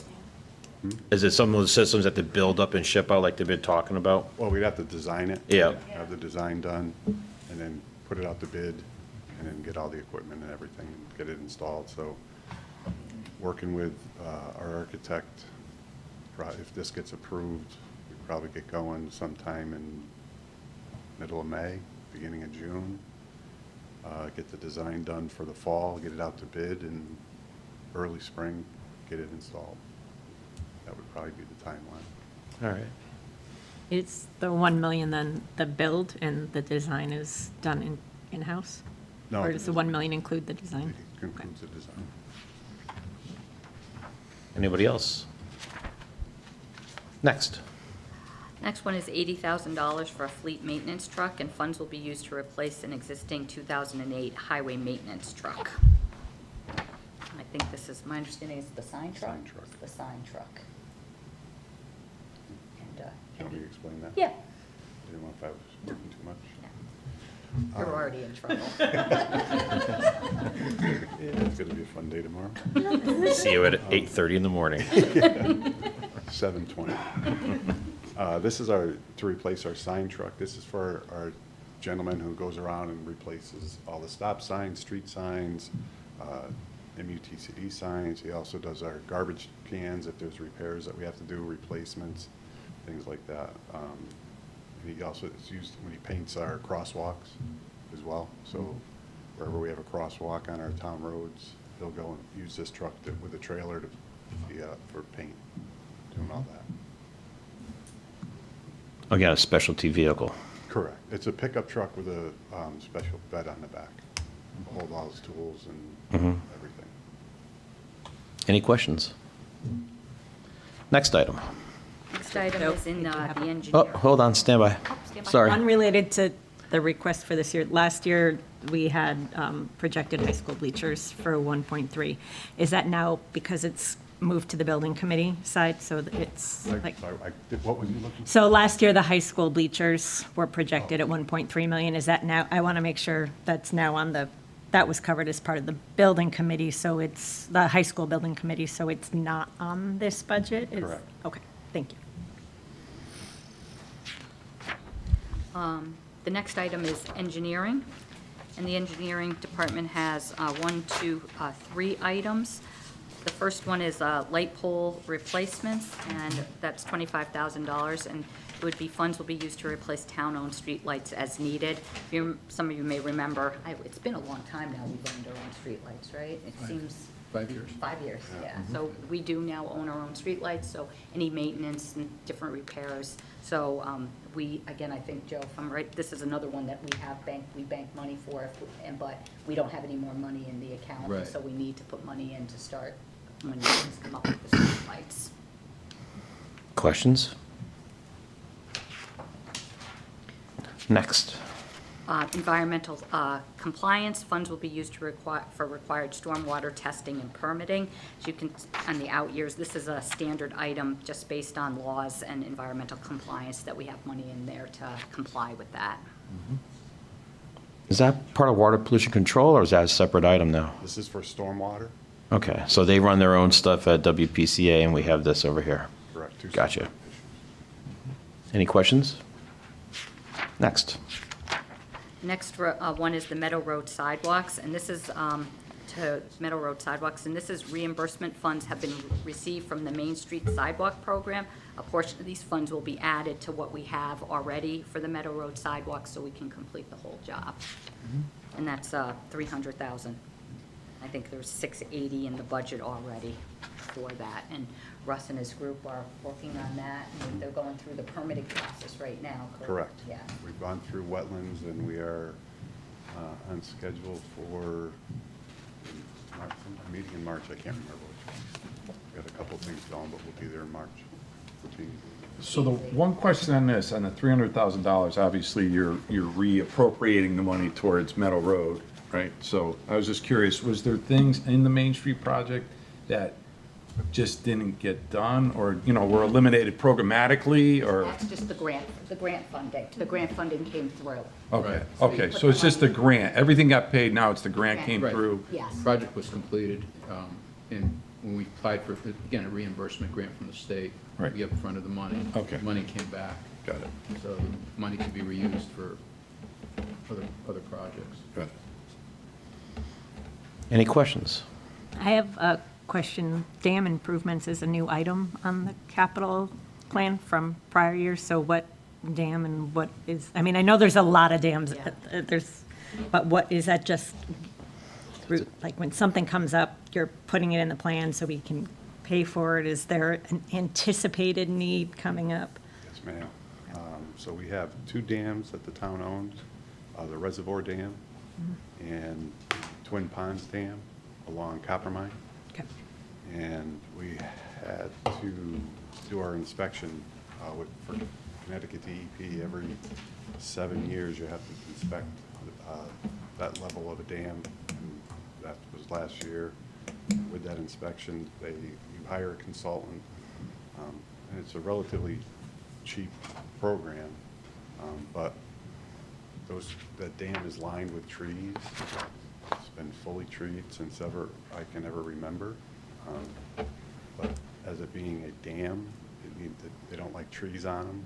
We have to do, it's going to cost a lot of money to remove all the trees, fill in some minor holes. They want us to basically regrade the top of the dam. It's undulating a little bit, but it's not failing by any means. There's no loss of life for it. The impoundment is very small. There's not much water in the twin ponds. They're very shallow. So the water would basically, if the dam were to break, it would flood the wetlands behind Redcoat Lane, Whispering Rod, that open space area in there. There'd be no damage anywhere, but it's part of that, and that's what's triggered this to start. We got to start putting money away to bank for that project. All right, so in response to the inspections. Correct. And the reservoir dam we inspect every 2 years because of the loss of life capability. It's a high hazard dam classification because of the housing down below it. So that we do every 2 years, and we do a more rigorous program on that. So we got to, for that dam inspection, we have to start. It could be a $750,000 project. Okay. So this is just really to start it off and get it going. Great, thank you. Any other damn questions? That was for you, Brian. Go ahead. Play. I just have a question about the Rails to Trails coming up. Nothing this year, but it looks like we've got some money going up in the next couple of years, and I was wondering if there was a project going on. Not at all. We're just throwing money in there, Brian, to hide it, be done with it. Putting it into the road somewhere? Oh, man. That will be, so our first trail went in from Route 4 heading to Avon in 1995. So we are looking to start, we're getting ready to have, we have to repave. So we have, this is to start banking money, get those older sections of trails paved. And we have like 12 and a half miles of trail now. So that's what that money is geared towards. Awesome. We try to keep on hoping that maybe with some of the state grants and that it's a regional project and a regional trail system, so, because a lot of the towns are in the same situation, and actually, I would say that our trails is probably even in a little bit better of a section, because if you ever go on some other parts where the routes and everything and how we did ours is much better.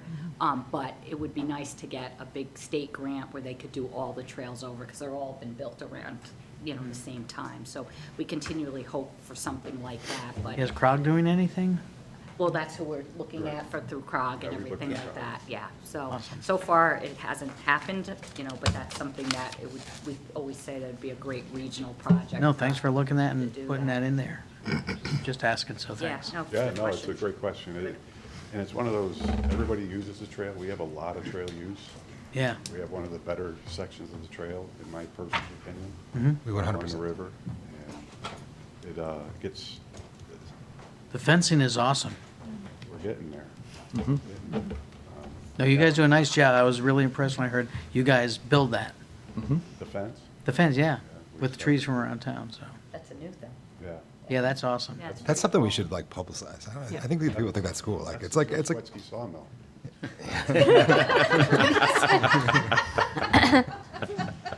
This is when a guy comes to you and says, I got a deal for you. He says, give me $24,000 and I'll get you a sawmill. And I said, okay. And then 2 years later, or 3 years 3 later. years later. 3 years later, a No, it was sawmill 2. It shows was up 2. and he hands me a bill for $24,000, says, I got the sawmill. Yeah. So we put his name on it. Farmington Lumber, Farmington Fence. 052. It's great, though. Fill all these Yeah, bunch of it's holes. it's a great idea. Any questions? Kiddos? All right, next. Next is planning. We have 3 items in planning. The first one is the Affordable Housing Plan, and that will be funds will be used to hire a planning consultant to work with the town staff to evaluate TPZ regulations and recommend any changes to satisfy the new legal obligations required by the state statute, and implement recommendations of the town's affordable housing plans. Funds will also be used to update the 2026 Affordable Housing Plan. Questions on the housing plan? Next. The next one is the Tinty barn improvements, and this is an account that we've been banking money on, and it's from different areas too. And the Tinty barn is on Route 10 at the Tinty Farm, and this would be, funds will be used for the complete restoration of the gambrel section of the Tinty barn. The town has been banking funds to complete this project. If we do not do it, the barn was basically going to fall down. So It's not safe to be around right now, no, right? we gotta do it. So, it would be the complete restoration of it. So that's the Tinty Barn. Is that part of the stipulations that he left it, that had to be maintained? I don't think so. I don't think so. A lot of people like the barn, you know, it's a nice historic barn. And Oh, yeah. We've put a considerable amount of work in it already, piecemealing it, but we never, right now, our barn gentleman is really like, he's not doing any more work to it. You can't. It's time to fix it. It's time to Yeah. do it. Any questions on the barn? And do you have the funds now with this last, incremental financing? Are you there? Yeah, we're there. Yeah. The total price is $162,900. All right. Next. I think that's it for us. Short and sweet. It was sweet. Thank you. Thank you, sir. Always entertaining. See you at 7. And if anybody wants to take a tour of the Joe Swetke sawmill, let you know. Well, We can take a tour of the sawmill eventually, or what? Perfect. get you with a picture. I've never seen the sawmill. So you, It's named after you. You haven't seen it yet, Joe? seen it, no. So we don't know that there technically is a sawmill. All right. I don't know where it is. It's one place and I go there and it's not I think there. Russ I needs go to the sit down next place, again. it's not there. A few more questions. Two guys and a chainsaw. Thank you, Russ. I didn't realize you had a sawmill named after you. That's kind of exciting. How are you, Nancy? Everyone knows Nancy? How is everyone? Nancy. Nancy has 4 items to talk about today. The first one is the dial-a-ride vans, and that's $28,000. Funds will be used for the town's portion of a grant for 2 new dial-a-ride vans. So we have grant funding, and then we have to put a portion in, so the $28,000 is our portion of it. And we're getting 2 of them? Yeah, it's a 20/80 split. Okay, so we'll have how many when it's all said and done? Well, these 2 are going to replace our 2 that we have. Our now current that 2. have Gone over 100,000 miles. All right. So that's how the grant works. Once you hit 100, you can get it. We may do a little bit of a different configuration. Right now, they both have a wheelchair lift to get in, but what happens is we have folks who aren't in wheelchairs that use the lift to get on. If we have a wheelchair on it, we can't pick up somebody. So you with a lose. walker. Yeah. So we may do 2 on one to switch it up. So one will be about 68,000, the other will be about 80, which would be about 28,000 would be the 20%. All right.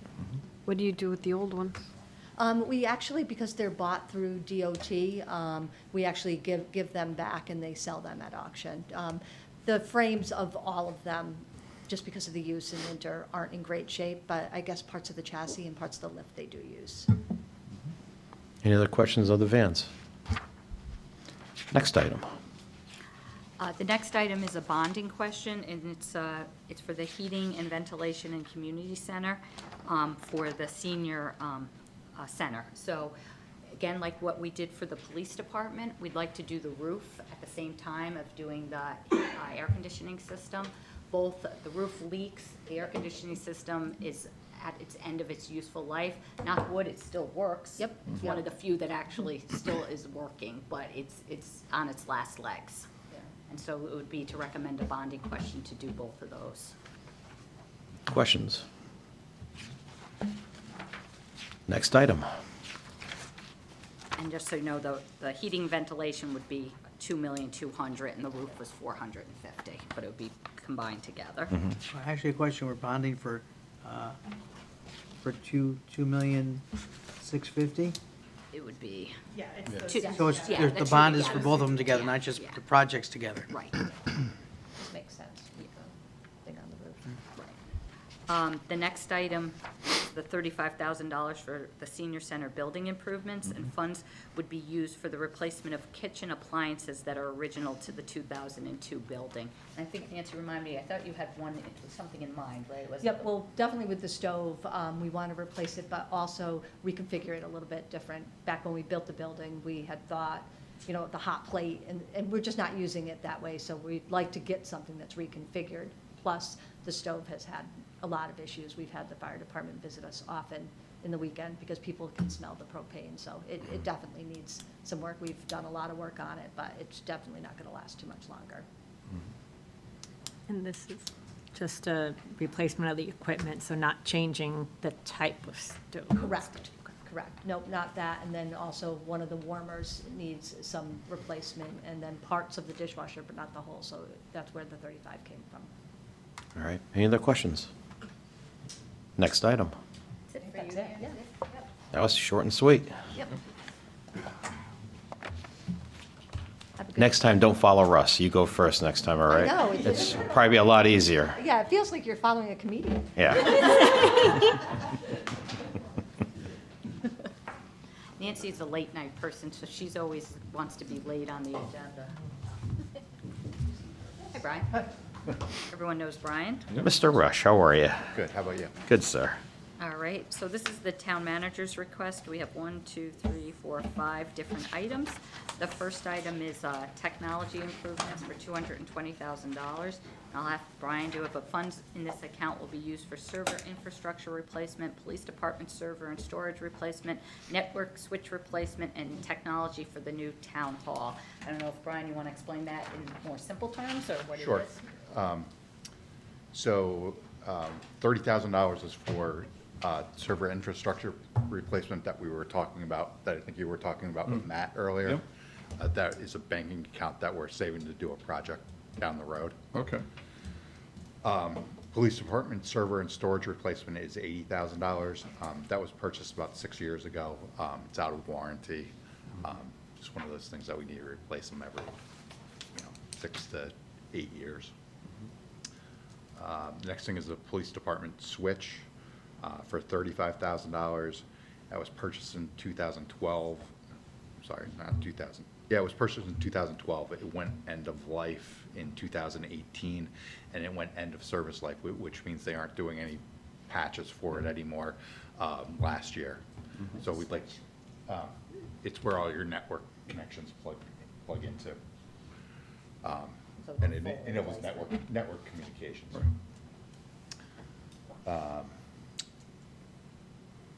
And then $75,000 for miscellaneous network and technology stuff for the 1928 building. Now, when you're doing all the equipment, are you working obviously with BOE? Are you guys getting the same type of materials so you guys both can access and work on it together so you can So we brainstorm do- off each other? We do, most of our infrastructure stuff is together. We buy the same type of equipment, so it's mostly compatible with each other. Yeah. We know how to, like, I know how to manage their equipment, they know how to manage ours, just in case we need to work together on certain projects. Our server infrastructure, we replicate data between the town hall data center, and the high school data center, but all of it's down here right now because of the move. I think Matt told you we were planning on moving it back there.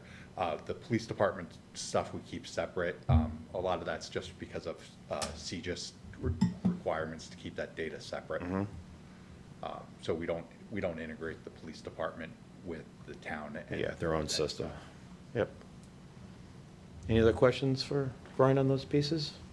The one question I have is the new technology for the 1928 building. So, I mean, the successful thing about the high school project, when you look back at it, is that, it's amazing amount of information that's posted after every meeting that the building committee has. And it's, there's a lot there if you decide to look at it, if you're a taxpayer or anybody else. And, you can see where money is, you can see where money is being drawn down and what's left to spend, right? And I guess from my end, is there something similar with the 1928 building as far as that kind of detail? Yeah, we do chair reports after each meeting. We are just getting started in terms of the construction, so we do have a contingency log now where we're tracking down dollars spent there. We have financial tracking where, we have our contractors and each invoice we approve, you can see where they're drawn down. So we're doing the same method and using the same templates that we had at the high school, but again, we're just getting started. So Right, it's not as much. right, understood. So I don't disagree with that. So I was just curious, is that something that's going to be posted that people will see? Yeah, they're typically in every minutes, Okay, committee they're minutes, okay. because we distribute them. But it's also, we have subcommittees that review them and all of that. But it's following the same formula that we did for the high school, because we did find it very successful and Right. transparent, and you can really see where the money's going. So we're hoping to model that, Right. the 1928 after that. So with the cost of the project, didn't it come a little under from where we were kind of estimating it would be? The 1928. Yeah. Little over. Oh, a little over. Okay, got it. And so that's why with this technology thing, these are things that you need in your budget to make these things kind of fit together. you know. Exactly, and there's a couple of, obviously, some variables, because this is a renovation project, so there's big contingencies. Right. There's contingencies in there, because it's a renovation project, you don't know what's gonna happen when you knock down all the walls. So there's some hope that some of the different things that potentially we could use some of the contingencies to make up a little bit of the shortfalls. But there's also, we have to be certain that we have technology and things of that nature. So we're kind of hedging our bets a little bit in different things, and that's why Brian has the money in the technology. But that said, we are just in the early stages. They just started the demolition of the inside of Right, it. And right. so we'll see how things go as we go on. And we have, in the 1928 building, we have some add alternates that, again, if things start moving in the wrong direction, which we hope that they're not going to do that, we can start getting rid of some of those add alternates. Yeah, paring them down. Got it, okay. That was my question. Any other questions? Great, thanks, Brian. Thank you, Brian.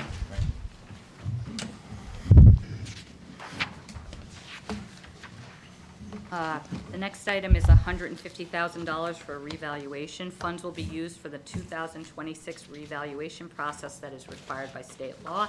Seems like every time we're finished with revaluation, we're starting again, and it's an expensive undertaking. So we are having $150,000 in the 25-26, and then 26-27, we have another $150,000 slotted. All right. Questions on that? There was no way to get out of that four-year loop, huh? We're stuck in it. Yeah, we're stuck in it because of the way the state law was written and the way the state then tried to implement the law. There's 4 towns. 4 towns out of all those, and we got picked. Yeah, and it That's so lucky. it basically fell because of the way the timing of our last revaluation. So we ended up on the 4-year cycle instead of the 5-year cycle. And you're actually going to do it twice. So you're going to do the 2026, and then you're going to do it again in 2030. So, and then after that, you should go back to the 5-year cycle. Should. Right. You know, I mean, philosophically, you probably want to do it as frequently as possible. I know it's expensive to do. It's $300,000 Yeah. or a pop to do it, but there are counties in the United States that do it every 2 years. So, and the more you do it, the cheaper it gets. But Better value of your house Yeah. more often. well, no, the cost of actually doing the revalue is Oh, cheaper. yeah, no, but I mean, just saying it's better to. But it's, like, you look at the last time, you did it in 2017, then you did it in, 2022, or whatever it was, and it's, in that 4-year span or 5-year span, the values just shot up because of whatever was going on in the world. So we're not expected to see that much of a big jump again, is what we're hoping for, since it's been, I mean, we'll see how it plays out, but in talking to the assessor, the big concern is that what's happening, you're in the business. You're chasing product, right? Yeah. And what happens when you chase product?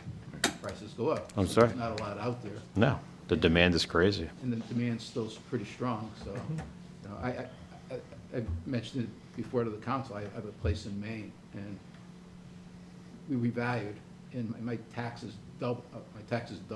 I mean, I got my tax bill, and it was like, when I went and said, what's going on? They said, your property is now worth 3 times what you paid for it because everybody wants that property. And there's nobody selling that property. So, it doesn't do me any good, but, you're dirt poor, dirt rich, cash poor. Yeah. That's basically what it ends up being, and that's probably going to happen here again in 2 Yeah. years. So, if you want to sacrifice some of that commission, you can lowball these houses and. Hey, you're willing to give me business? Let's go. It all add up in the same in the end. Any other questions about the reval? Next. Town hall improvements. So this would be funds will be used for the renovation of the town hall, the existing town hall. So we're starting, we have an architect that's doing just starting some design. As you know, our intent is that the probate is going to be they're moving from their location, but they'll be in the building. Also, social services, Nancy's group from the Staples House will be coming in. The food bank is interested in coming in. Services for the elderly are coming in. So we're going to need funds just for some basic renovations in the building. And then a lot of the downstairs in that section over there is going to be more like the storage areas and things of that nature. I don't anticipate that we're going to see renovation. But we have an architect now, and he's going to be meeting with the groups and trying to get that squared away. And I'm sorry to sound like a broken record, but with probate, obviously she's regional, so is there funds coming in from the other towns that she serves? Yes, there's some funds coming in. All right. Any questions? Next on the list? The next item is $50,000 for building and equipment improvements. Funds will be used for unanticipated repair to various town buildings and equipment as the needs arise. And this is, a part of this, obviously, is that our HVAC systems are down, different things. We're constantly putting money out. And then our fire trucks, and these are very expensive repairs. And so this money is, we try to bank money and then use it as it goes, but I think what's been happening is because some of our infrastructure is so old, is that we're spending more and more of it. So this money is just used for bigger capital, bigger equipment that we have to repair or replace. All right. Questions? Next on the list. Fleet vehicles, that's $40,000. Funds will be used to maintain the fleet vehicle replacements program. And the goal is to address the oldest vehicles first. We continually try to have a replacement plan. As you know, like our building inspectors, our zoning enforcement officers, those types of engineering people, our construction engineers, our recreation department, they all have fleet vehicles that are used during the day. So we just try to, sometimes sometimes they come down the fleet if they're police vehicles and things of that nature, or but a lot of our police vehicles are just, you can't even move them into our fleet. So we've been just trying to continually just replace as we go along. Gotcha. Questions? Next. I think that's it. That is it. I think that was it. Well, excellent.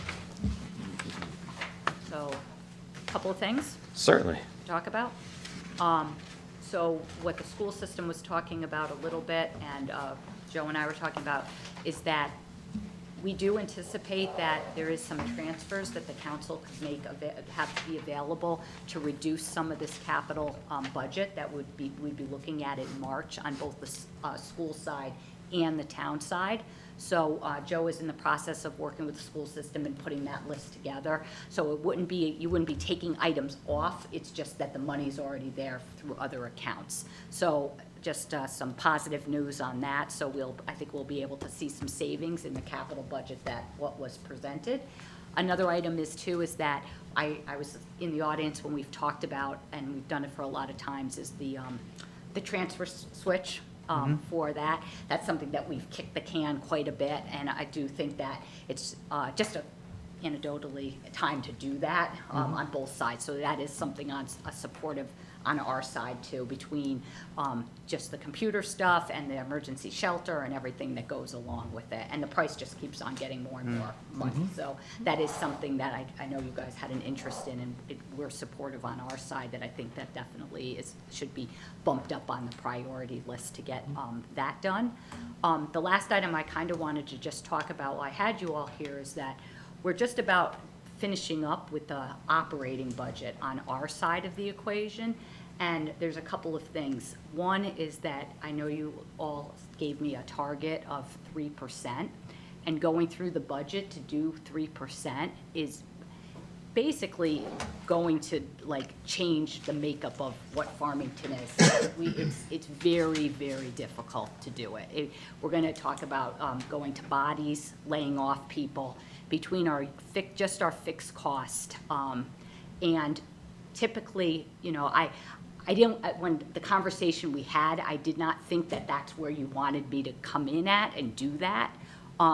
Even to get into the range that I would be giving you, it's a difficult budget. Our fixed cost and things are closer to around 4% when you put everything together. I'm looking at probably about 3.5%, a legitimate number, and I was hopeful that something like that I could come in on that type of, instead of going to bodies and start and then having a list, because even at 3.5, it's not keeping the current service level as it is, and there's a couple of things that are driving it. One is that we're opening this town hall and having another town hall. We have a new recreation department and a new rec person. Our personnel costs are very high, not very high, but they're just higher in general than what they have been. And so it was something that, again, I wanted, since we're meeting and having a conversation about it, I think it just seems like doing it that way, if the council was comfortable with that, that would be how I would like to present it to you. But I'm looking for your input on it. Anybody? Questions? I think that makes sense. I think, based on our conversation right before, I remember specifically saying that budget target was a target, and that, we understand, as I think I specifically said that we wouldn't want to hinder a department's ability to come in with something that made more sense for the town, so I think that makes more sense. Anybody else have questions, comments? I'm fine with it, but I don't think that comes as a surprise based on my conversations during the target discussion. I want to see what it looks like. Yeah, Well- I think one of the things, why I feel more comfortable even coming to you with this is because one of the things is that when you look at the entire budget, a factor that has come to light is that the state governor has said that he's able to put an extra $2 million in revenue on our side of the budget. And that still looks good, right? Yeah, that still looks good.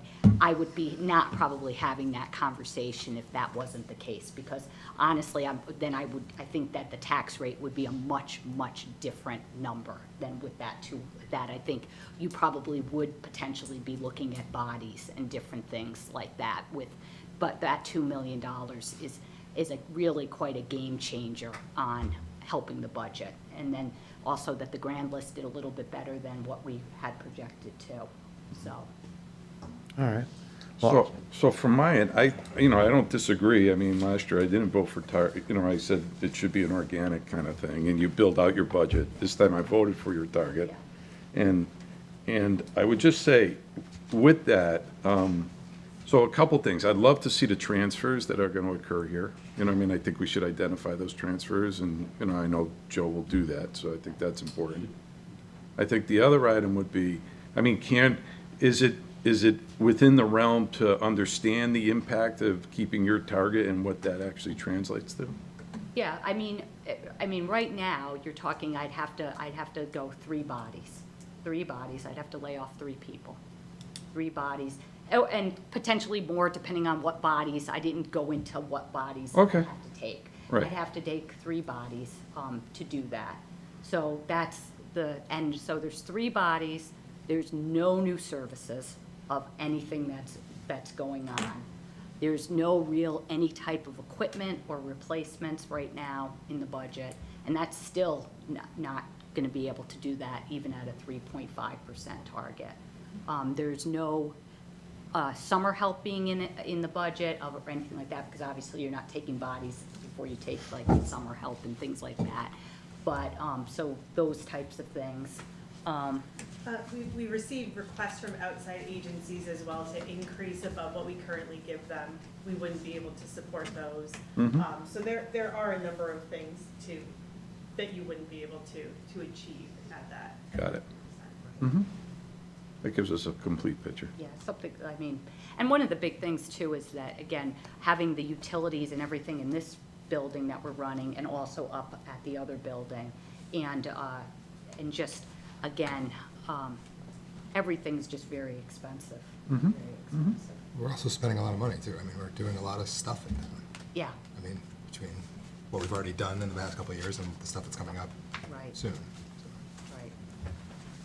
I mean, like I said, I will say, and, you know, I'm usually a firm believer of the targets and things like that, and I've been, this is, I think, going to be my 26th year. It would be the first year without with me coming in. But I did talk to Joe and said, you know, he suggested that I have a conversation about it, because I can do it. It's just that it does cause a lot of havoc and different things, and I got the conversation when we were talking, and plus with the $2 million extra in the grant funding, I think Right. that you guys are gonna be positioned in a much better place than if it wasn't, you know, doing that. I think it's good, like Dave said, to understand, for people listening to the meeting or for people having conversations with us, when they want to understand what the budget looks like and why it is where it is, to understand that significant town services would be affected if we were not at 3%, including layoffs and things like that. I mean, I think, and I'll be putting it in the narrative, I'm just wrapping it up this week, but if you just take the personnel costs, the utility costs, and the contractual costs, and I think that was the three things that we added. Software. That's the contractual and things like that. That's, you know, it's something like $1 million of extra money. I think it's over $1 million just to do that. So obviously, just to hit those, what I would call fixed costs, which is, you know, fixed costs, a lot of people can debate that. Right. But if you just say that, so you're actually, I'm making quite a bit of reductions just to get to that number. So. Anybody else? I would agree with everything everyone said, and just say, too, it'd just be helpful to know even what you see we're losing at the 3.5, just so we have a full Yeah. understanding of what those services are that you think we would, in a perfect world, need or want. Yeah, and that's one thing I'm gonna do, and that's gonna be part of the narrative. And like I said, we really tried, it was that, when I got to the bodies, that's where I talked to Joe about it, because you're not gonna like the 3.5 either. It's not, Right, you know, right. you're not gonna like, I don't like that either. So there's gonna be a list of the different things that have you, where you get to the 3.5. But I think, like, really legitimately, the cost to keep the services almost, like, pretty close to the same, is closer to 4% right now. And it's just our personnel costs are that. That's what that's what the contracts are coming in, and the different things. Anybody else? The other item, because obviously utilities are a big thing, and obviously you have the town hall annex, and you got this town hall that you're doing, but you're moving people in, right, from Staples, you're moving them in, you're getting the food pantry in. Is there a strategy that those utilities are gonna be somehow leveled out with some of this, you know, moving around and bringing people out of different space and bringing them here? And, like, you know, food pantry here, I mean, is the food pantry gonna be rent-free type of thing? And that's something, again, to have some discussion. Typically, like, with, like, services for the elderly is in our senior center. Right. We don't charge them. Right. That doesn't mean, so, again, the food pantry, when they come here and services for the elderly, that is gonna be a discussion for you all. But if you modeled it off of sort of what we've done for the services for the elderly and the seniors, we haven't done something like that. But that's still up for, you know, discussion from you all as a policy decision. Right, because I think that's also important. I think back to Keith, and what I was driving at is the being able to explain this, right? And then I think when people understand that we're for the services of the elderly, we're not charging them, you know what I mean? Yeah. It's a partnership. It's a resource to us in our community.